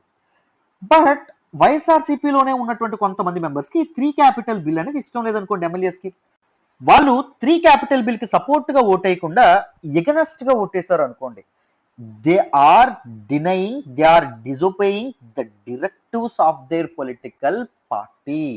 పార్టీ జారీ చేసినటువంటి విప్ ని వాళ్ళు అండర్మైన్ చేస్తున్నారు, డిజోబే చేస్తున్నారు. Then it will lead to defection. అర్థమైందా? సో అది కూడా డిఫెక్షన్ అవుతుంది. సో యాంటీ డిఫెక్షన్ లా కింద you will be punishable, right? So ఇది మనకి ఇక్కడ చెప్పడం అనేది జరిగింది. So what are the provisions under this anti defection law? And ఇవన్నీ తెలుసుకునే ముందు let us understand some other example. చూడండి, so look at this Gayaram politics. Anti defection law గురించి మాట్లాడే ప్రతి ఒక్కరూ ఈ ఫ్రేజ్ ను వాడతారండి. చూడండి, state of Haryana, it is once a part of Punjab state. కానీ 1966లో look at this one, 1964 Nehru garu చనిపోవడం అనేది జరుగుతుంది. అప్పటి నుంచి 1967 ఇందిరాగాంధీ గవర్నమెంట్ అనేది స్టెబిలైజ్ అయ్యేంత వరకు ఒక పొలిటికల్ ఇన్స్టెబిలిటీ అనేది ఆవరించి ఉండడం అనేది జరుగుతుంది. ఆ టైంలో చాలా డ్రామాటిక్ సిచ్యుయేషన్స్ అనేవి జరగడం అనేది జరిగింది. అదే టైంలో దిస్ పర్టికులర్ గయారాం అనేది వెలుగులోకి వచ్చింది. 1966 మనకి నెహ్రూ గారు చనిపోయిన తర్వాత ఏం జరిగింది అంటే పంజాబ్ నుంచి హర్యానా వేరైపోవడం అనేది జరిగింది. హర్యానాకి సెపరేట్ స్టేట్ హుడ్ రావడం అనేది జరిగింది November 1st. The first general elections happened in 1967. 1967లో ఫస్ట్ జనరల్ ఎలక్షన్స్ అనేవి జరగడం అనేది జరిగింది. అసెంబ్లీ ఎలక్షన్స్ జరిగినాయి ఎక్కడ? హర్యానా స్టేట్ కి. There is an independent candidate called Gayalal. So he won the elections as an independent candidate. So within 3 hours of his winning of elections, he joined Congress party. Win అయిన 3 గంటల్లోనే కాంగ్రెస్ పార్టీలోకి చేరిపోయాడు ఈయన, right? But కానీ some of his friends said Congress party is why he joined Congress party because up to then Congress party is one of the dominant party in India. భారతదేశానికి స్వతంత్రం వచ్చినప్పటి నుంచి కాంగ్రెస్ అనేది ఒక డామినెంట్ పవర్ గా మన దేశవ్యాప్తంగా ఒక ఫోర్స్ఫుల్ గా ముందుకు వెళ్ళడం అనేది జరుగుతుంది. సో ఒక ఫ్రెండ్ చెప్పాడు, ఇప్పుడు కాంగ్రెస్ పార్టీ అనేది ఒక ఆడదాని చేతుల్లో ఉంది. అప్పుడు స్టీరియో టైప్స్ ఎక్కువగా ఉండేవి కదా, ఆడవాళ్ళు రాజ్యాలు వెళ్ళలేరు అని చెప్పి. But Indira Gandhi proved all of them wrong. అద్భుతంగా పరిపాలించడం అనేది జరిగింది 11 years పాటు.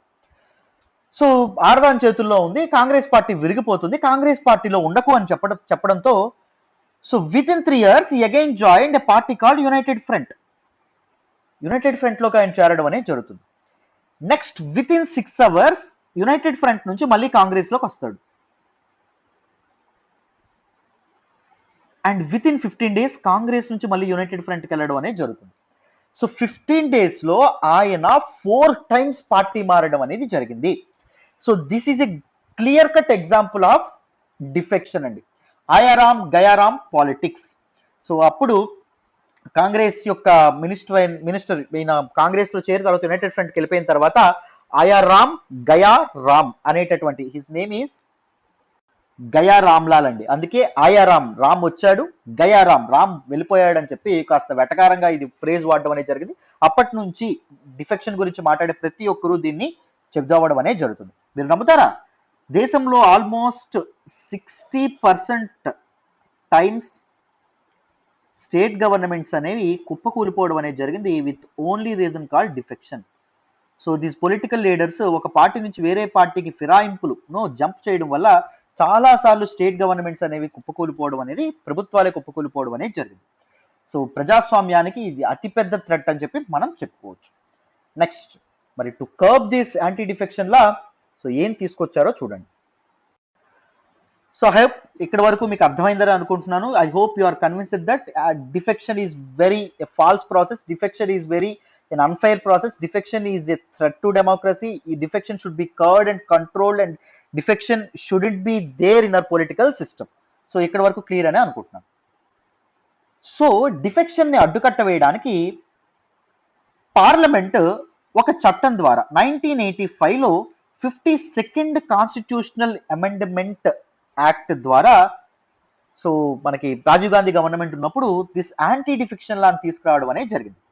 So 10th schedule, this inserted 10th schedule to our constitution, మన రాజ్యాంగంలో 10th schedule ఇంట్రడ్యూస్ చేసింది. ఆ 10th schedule పేరే యాంటీ డిఫెక్షన్ లా అనేటటువంటి పేరుతో పిలవడం అనేది జరుగుతుంది. ఎప్పుడు తీసుకొచ్చారో 1985లో తీసుకురావడం అనేది జరిగింది. Right? Why this anti defection law was in place? To ensure that a party member doesn't violate the mandate of the party. ఒక పార్టీ నుంచి వాలంటరీ గివ్ అప్ చేయకపోవడం, దాంతో చేయకుండా ఉండడం, అండ్ దాంతో పాటు పార్టీ ఇచ్చినటువంటి మ్యాండేట్ ఏదైతే ఉంటుందో దాన్ని ఒక వ్యక్తి డిజోబే చేయకుండా అడ్డుకట్ట వేయడానికి this particular anti defection law అనేది తీసుకురావడం అనేది జరిగింది.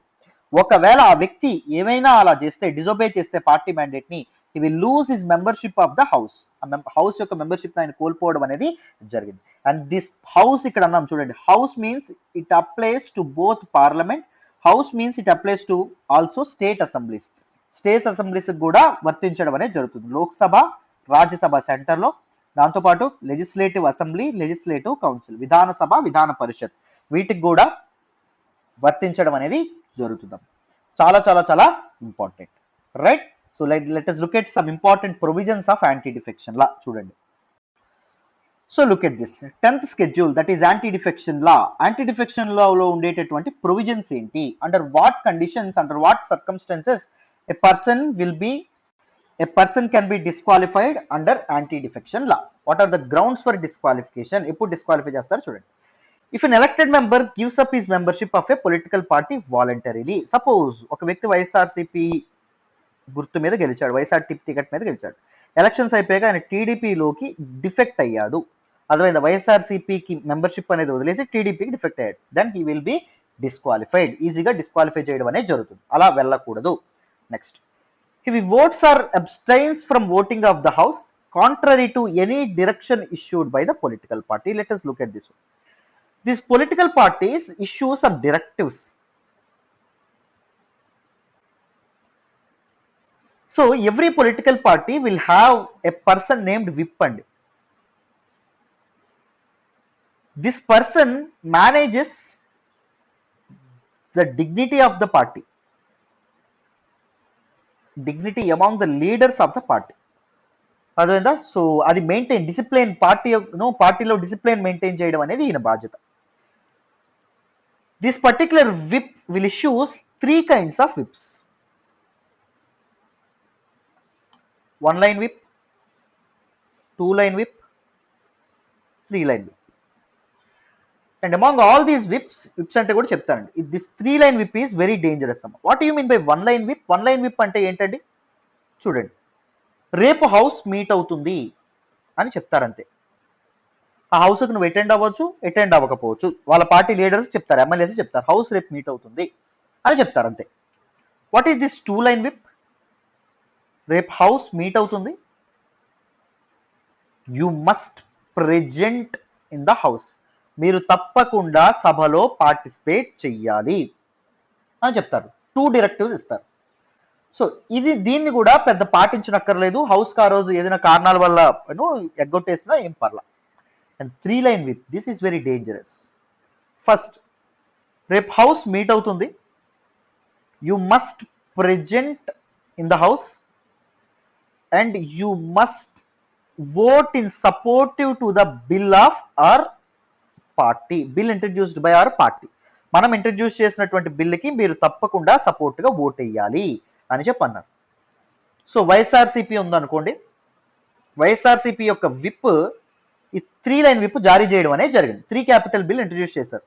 సో మేము 3 క్యాపిటల్ బిల్ అనేది పెడుతున్నాం కాబట్టి 3 క్యాపిటల్ బిల్ మీద అందరూ ఆమోదం అనేది తెలపాలి అని చెప్పారు అనుకోండి. బట్ కానీ అమరావతి కాన్స్టిట్యున్సీ నుంచి ఎన్నికైనటువంటి ఒక ఎమ్మెల్యే ఎవరైతే ఉన్నారో, వైఎస్ఆర్సీపీ ఎమ్మెల్యే ఎవరైతే ఉన్నారో, ఆయనకి ఈ పర్టిక్యులర్ బిల్ అనేది నచ్చల. So what he did, he voted against that particular బిల్కి ఎగనెస్ట్ గా ఓట్ వేయడం అనేది జరిగింది.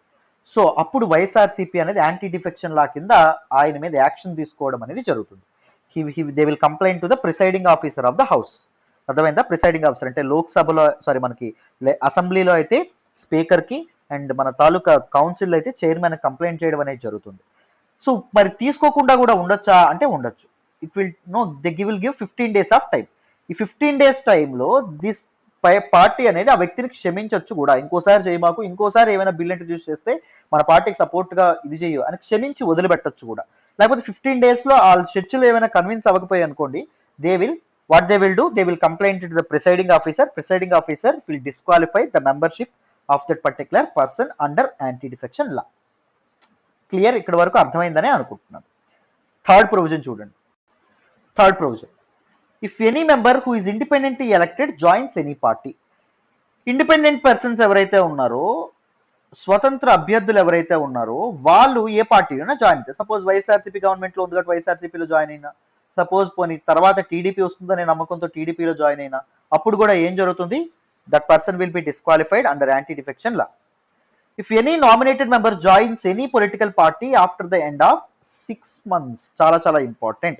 Nominated members, suppose take రాజ్యసభలో ప్రెసిడెంట్ 12 members ని నామినేట్ చేయడం అనేది జరుగుతుంది.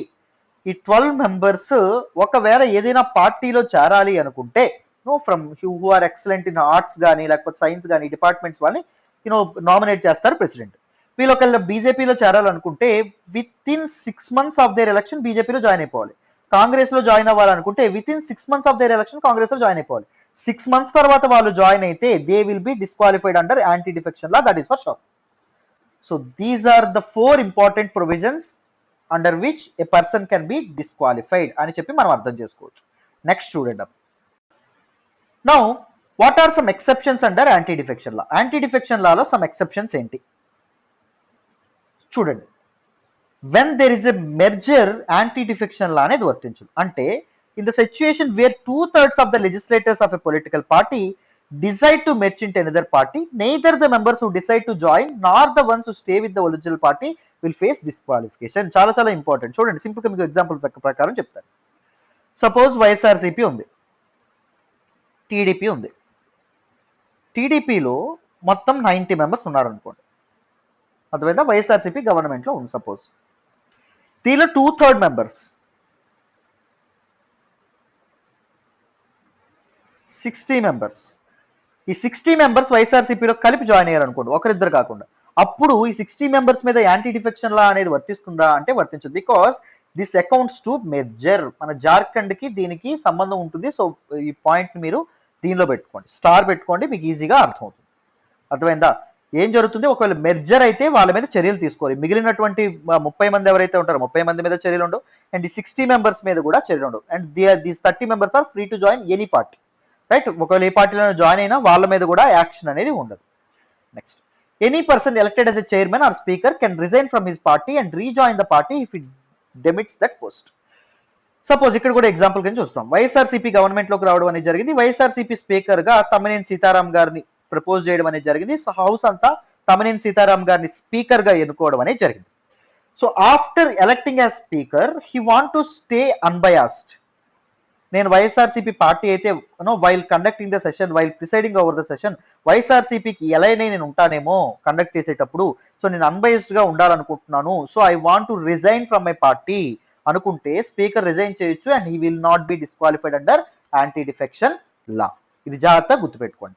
ఒకవేళ స్పీకర్ ఎవరైతే ఉన్నారో ఆయన రిజైన్ చేశారు అనుకోండి, రిజైన్ చేసిన తర్వాత he shouldn't join either YSRCP, either TDP or any other party. He should remain independent. ఒకసారి రిజైన్ చేసిన తర్వాత వేరే పార్టీకి జాయిన్ అవ్వకూడదు. సపోజ్ ఒకవేళ హౌస్ అంతా కలిసి ఈయన్ని సస్పెండ్ చేయాలి, ఈయన తీసేయాలనుకుంది అనుకోండి. తమ్మినేని సీతారాం గారిని ఇప్పుడు తీసేశారు, స్పీకర్ గా ఆయన బయటకు వచ్చేసారు అనుకోండి. స్పీకర్ గా బయటకు వచ్చేసిన తర్వాత ఆయన ఏ పార్టీలోనే చేరొచ్చా అంటే చేరొచ్చు. ఓన్లీ ఏ పార్టీ మీద టికెట్ మీద విన్ అయ్యారో ఆ పార్టీలోనే చేరొచ్చు. సో స్పీకర్ పొజిషన్ ఆయన చేతిలో లేనప్పుడు వైఎస్ఆర్సీపీలో మాత్రమే చేరాలి. అర్థమైందా? జాగ్రత్త గుర్తుపెట్టుకో. టీడీపీ కానీ అదర్ పార్టీస్ కి చేరకూడదు. Very very important, right. While in the speaker post ఉన్నప్పుడు ఒకసారి తన టికెట్ ఇచ్చినటువంటి పార్టీకి రిజైన్ చేస్తే వేరే ఏ పార్టీలో కూడా చేరకూడదు, ఈవెన్ వైఎస్ఆర్సీపీలో కూడా ఆయన చేరకూడదు. So these are some important provisions. Next student, and who is the deciding authority? మరి డిస్క్వాలిఫికేషన్ గురించి ఎవరు డిసైడ్ చేస్తారండి అంటే presiding officer of the house. ఇక్కడ పదం ఏంటి? హౌస్ అని వాడాం. సపోజ్ సెంటర్ లో అప్పర్ హౌస్ ఏంటమ్మా మనకి రాజ్యసభ ఉండడం అనేది జరుగుతుంది. లోవర్ హౌస్ ఏంటి? లోక్సభ ఉండడం అనేది జరుగుతుంది. స్టేట్ లో అప్పర్ హౌస్ ఏంటమ్మా? విధాన్ పరిషత్ లేదా కౌన్సిల్ అనేది ఉండడం అనేది జరుగుతుంది, legislative council. And lower house ఏమవుతుంది? విధానసభ లేదా లెజిస్లేటివ్ అసెంబ్లీ అనేది అవ్వడం అనేది జరుగుతుంది. Who is the presiding officer of this house? రాజ్యసభకి చైర్మన్ ఉంటారు. చైర్మన్ యొక్క ఆబ్సెన్స్ లో డిప్యూటీ చైర్మన్ ఉండడం అనేది జరుగుతుంది. లోక్సభకి ఎవరు ఉంటారు? స్పీకర్ ఉంటారు. స్పీకర్ యొక్క ఆబ్సెన్స్ లో డిప్యూటీ స్పీకర్ ఉంటారు. సో స్టేట్ కి మళ్ళీ సేమ్ చైర్మన్, డిప్యూటీ చైర్మన్. అదే మన తాలూకా లెజిస్లేటివ్ అసెంబ్లీకి స్పీకర్, డిప్యూటీ స్పీకర్. అర్థమైందా?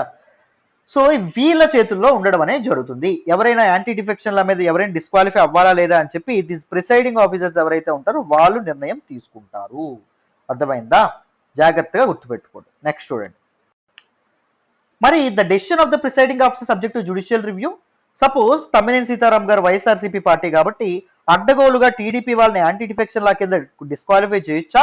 చేస్తే ఎవరు అడిగే వాళ్ళు ఉండరా అంటే ఉంటారు. దో మన తాలూకా ఇదేం చెప్తుంది అంటే, మన తాలూకా యాంటీ డిఫెక్షన్ లా ఏం చెప్తుంది అంటే, ప్రిసైడింగ్ ఆఫీసర్ యొక్క decision it is final and binding అని చెప్తుంది. అది ఫైనల్, అది తప్పకుండా పాటించాలి అని చెప్తుంది. And couldn't question in any court of law, దాన్ని ఎటువంటి కోర్టులో ప్రశ్నించకూడదు అని చెప్తుంది. కానీ 1993లో సుప్రీంకోర్టు యొక్క ల్యాండ్ మార్క్ జడ్జిమెంట్ అయినటువంటి కిహోతో హొలాహన్ కేసులో సుప్రీంకోర్టు ఏం చెప్పింది అంటే, this provision of anti defection law is unconstitutional. ఎందుకంటే అది సుప్రీంకోర్టు అండ్ హైకోర్ట్స్ యొక్క జ్యూరిస్డిక్షన్ ని దూరం చేస్తుంది. సో జ్యుడిషియల్ రివ్యూ పవర్ ఏదైతే ఉంటుందో అది దూరం చేస్తుంది. Judicial review is enshrined in the basic structure of the constitution. రాజ్యాంగ మౌలిక నిర్మాణంలో ఇది ఒక భాగం. సో ఏమని చెప్పుకున్నాం? కేశవానంద భారతి కేసులో కూడా రాజ్యాంగాన్ని ఎలా అయినా a part of the constitution, any part of the constitution అయినా సవరణ చేయొచ్చు. కానీ basic structure of the constitution ని సవరణ చేయొచ్చా అంటే సవరణ చేయకూడదు. It should be amended. So judicial review అనేది తీసివేయడం అనేది తప్పు. It will come under judicial review అని చెప్పడం అనేది జరిగింది. It is subject to judicial review అని చెప్పడం అనేది జరిగింది. So the court held that while deciding a question under the 10th schedule, anti defection law కింద ఏదైనా డిసైడ్ చేసే ముందు అప్పుడు presiding officer should act as a tribunal. ఈయన ఒక క్వాసీ జ్యుడిషియల్ బాడీగా యాక్ట్ చేస్తారు. సో చిన్న సెషన్స్ కోర్టులో మనకి ఏదైనా కోర్టు మనకు తీర్పు అనుకూలంగా రాకపోతే పైన కోర్టుకి వెళ్తామా? సో అలాగే ట్రైబ్యునల్లో రాపోయినప్పుడు మనం ఏం చేస్తాం? జ్యుడిషియల్ రివ్యూ సీక్ చేయడం అనేది సహజం. సో పైన కోర్టులకు కూడా మనం తప్పకుండా వెళ్ళొచ్చు. అర్థమైందా? చూడండి. అండ్ ఇంకొకటి ఏం చెప్పడం అనేది జరిగింది, there might not be any judicial intervention until presiding officer gives his order. So presiding officer తన ఆర్డర్ ఇచ్చినంత వరకు జుడిషియల్ ఇంటర్వెన్షన్ ఏమైనా ఉంటుందా? జుడిషియల్ ఇంటర్వెన్షన్ అనేది ఏముండదు. ఇది కూడా స్టార్ పెట్టుకోండి, దీన్ని మళ్ళీ మనం డిస్కస్ చేస్తాం. అంటే ఆయన డిస్క్వాలిఫై చేస్తే ఎందుకు డిస్క్వాలిఫై చేశాడని చెప్పి కోర్టులో ప్రశ్నించవచ్చు. ఆయన డిస్క్వాలిఫై చేయకపోతే ఈయన డిస్క్వాలిఫై చేయలేదని చెప్పి కోర్టులో ప్రశ్నించవచ్చు. ఒకవేళ ఆయన డిసిషన్ తీసుకోకుండా హోల్డ్ లో పెడితే డిసిషన్ ని నువ్వు కోర్టులో ప్రశ్నించలేవు until or unless he gives his decision. So 2015లో హైదరాబాద్ హైకోర్టు ఇదే విషయాన్ని చెప్పడం అనేది జరిగింది.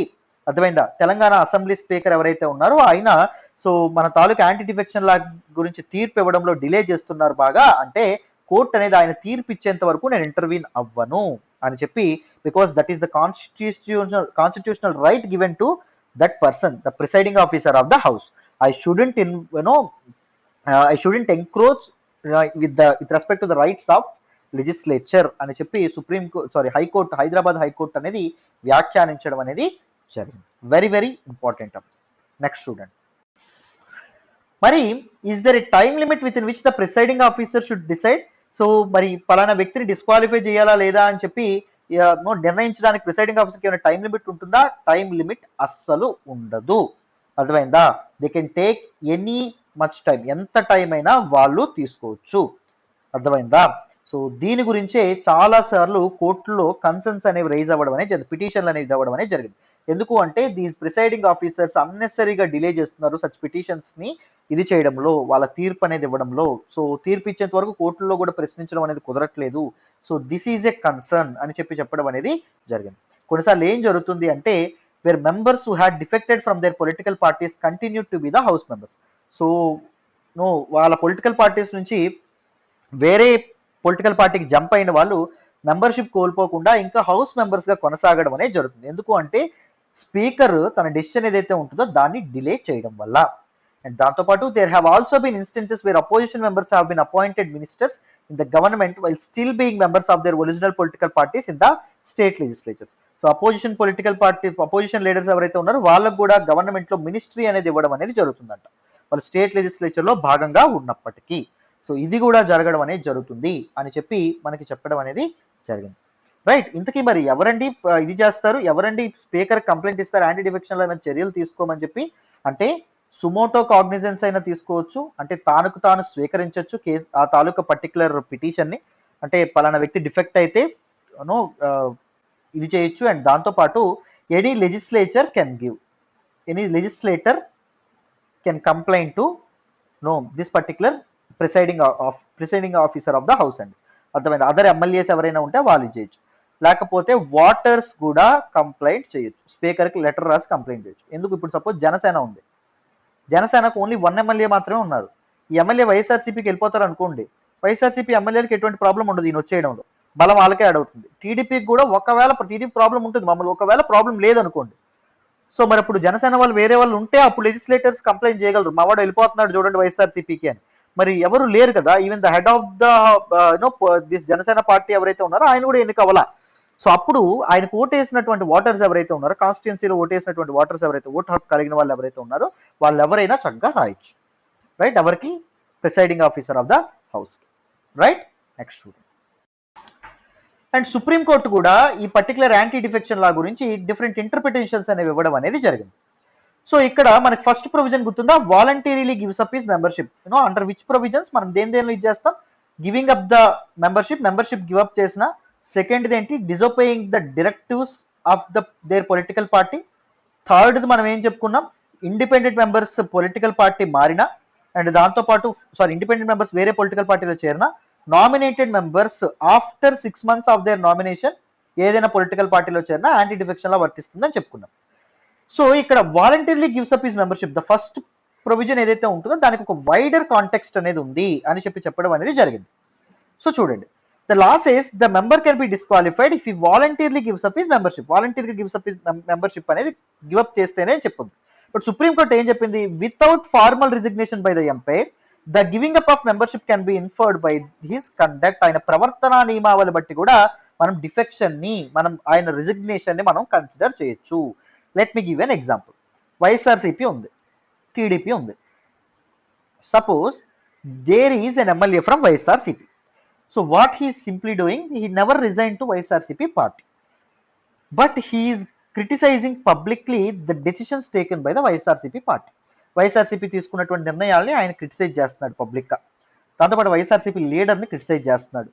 వైఎస్ఆర్సీపీ పొలిటికల్ ర్యాలీస్ వీటిలో పార్టిసిపేట్ చేయకుండా టీడీపీ ర్యాలీస్లో పార్టిసిపేట్ చేస్తున్నాడు. టీడీపీ నాయకులను పొగుడుతున్నాడు.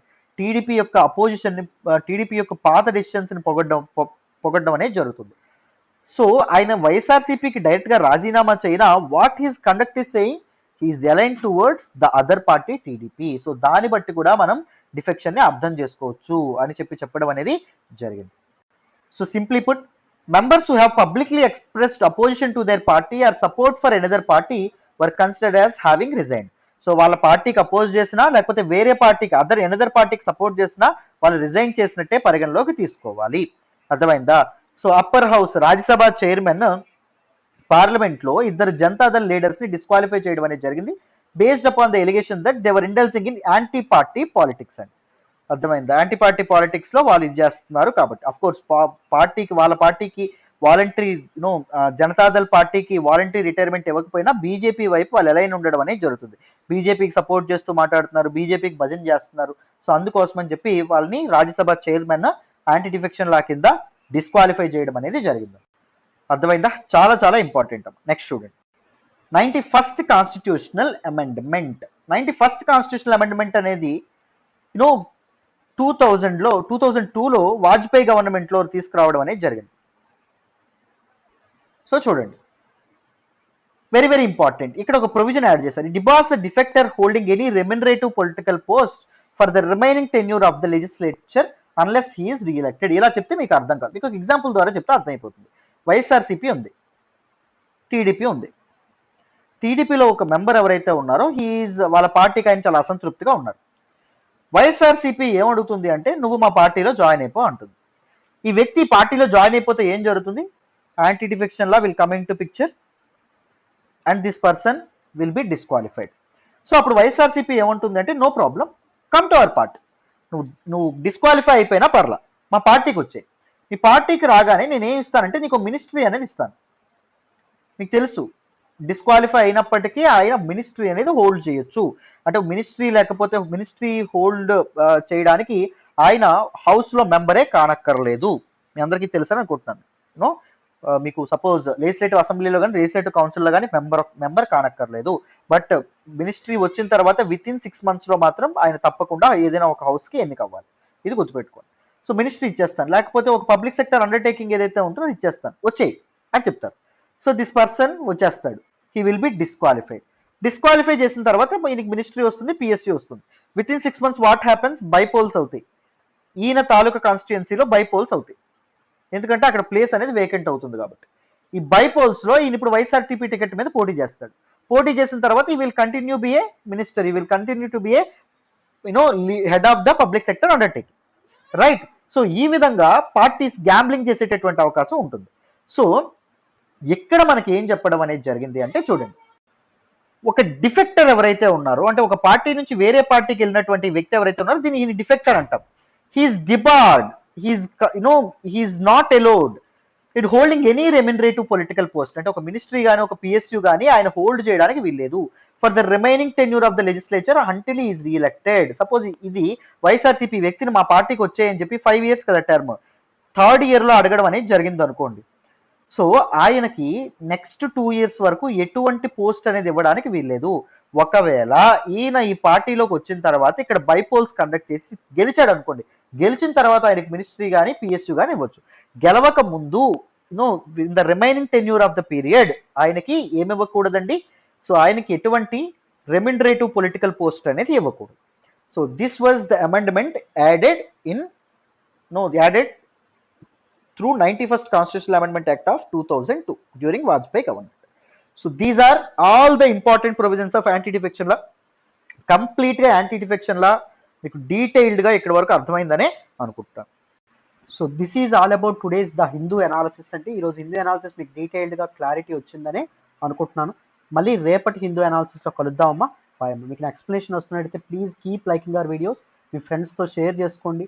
అండ్ ఎలా ఉంది ఎక్స్ప్లెనేషన్ అనేది కూడా మర్చిపోకుండా కామెంట్ చేయండి. సబ్స్క్రైబ్ చేసుకోకపోతే ఛానల్ని సబ్స్క్రైబ్ చేసుకోండి. Thank you so much for all the support and all the love so far. Thank you so much.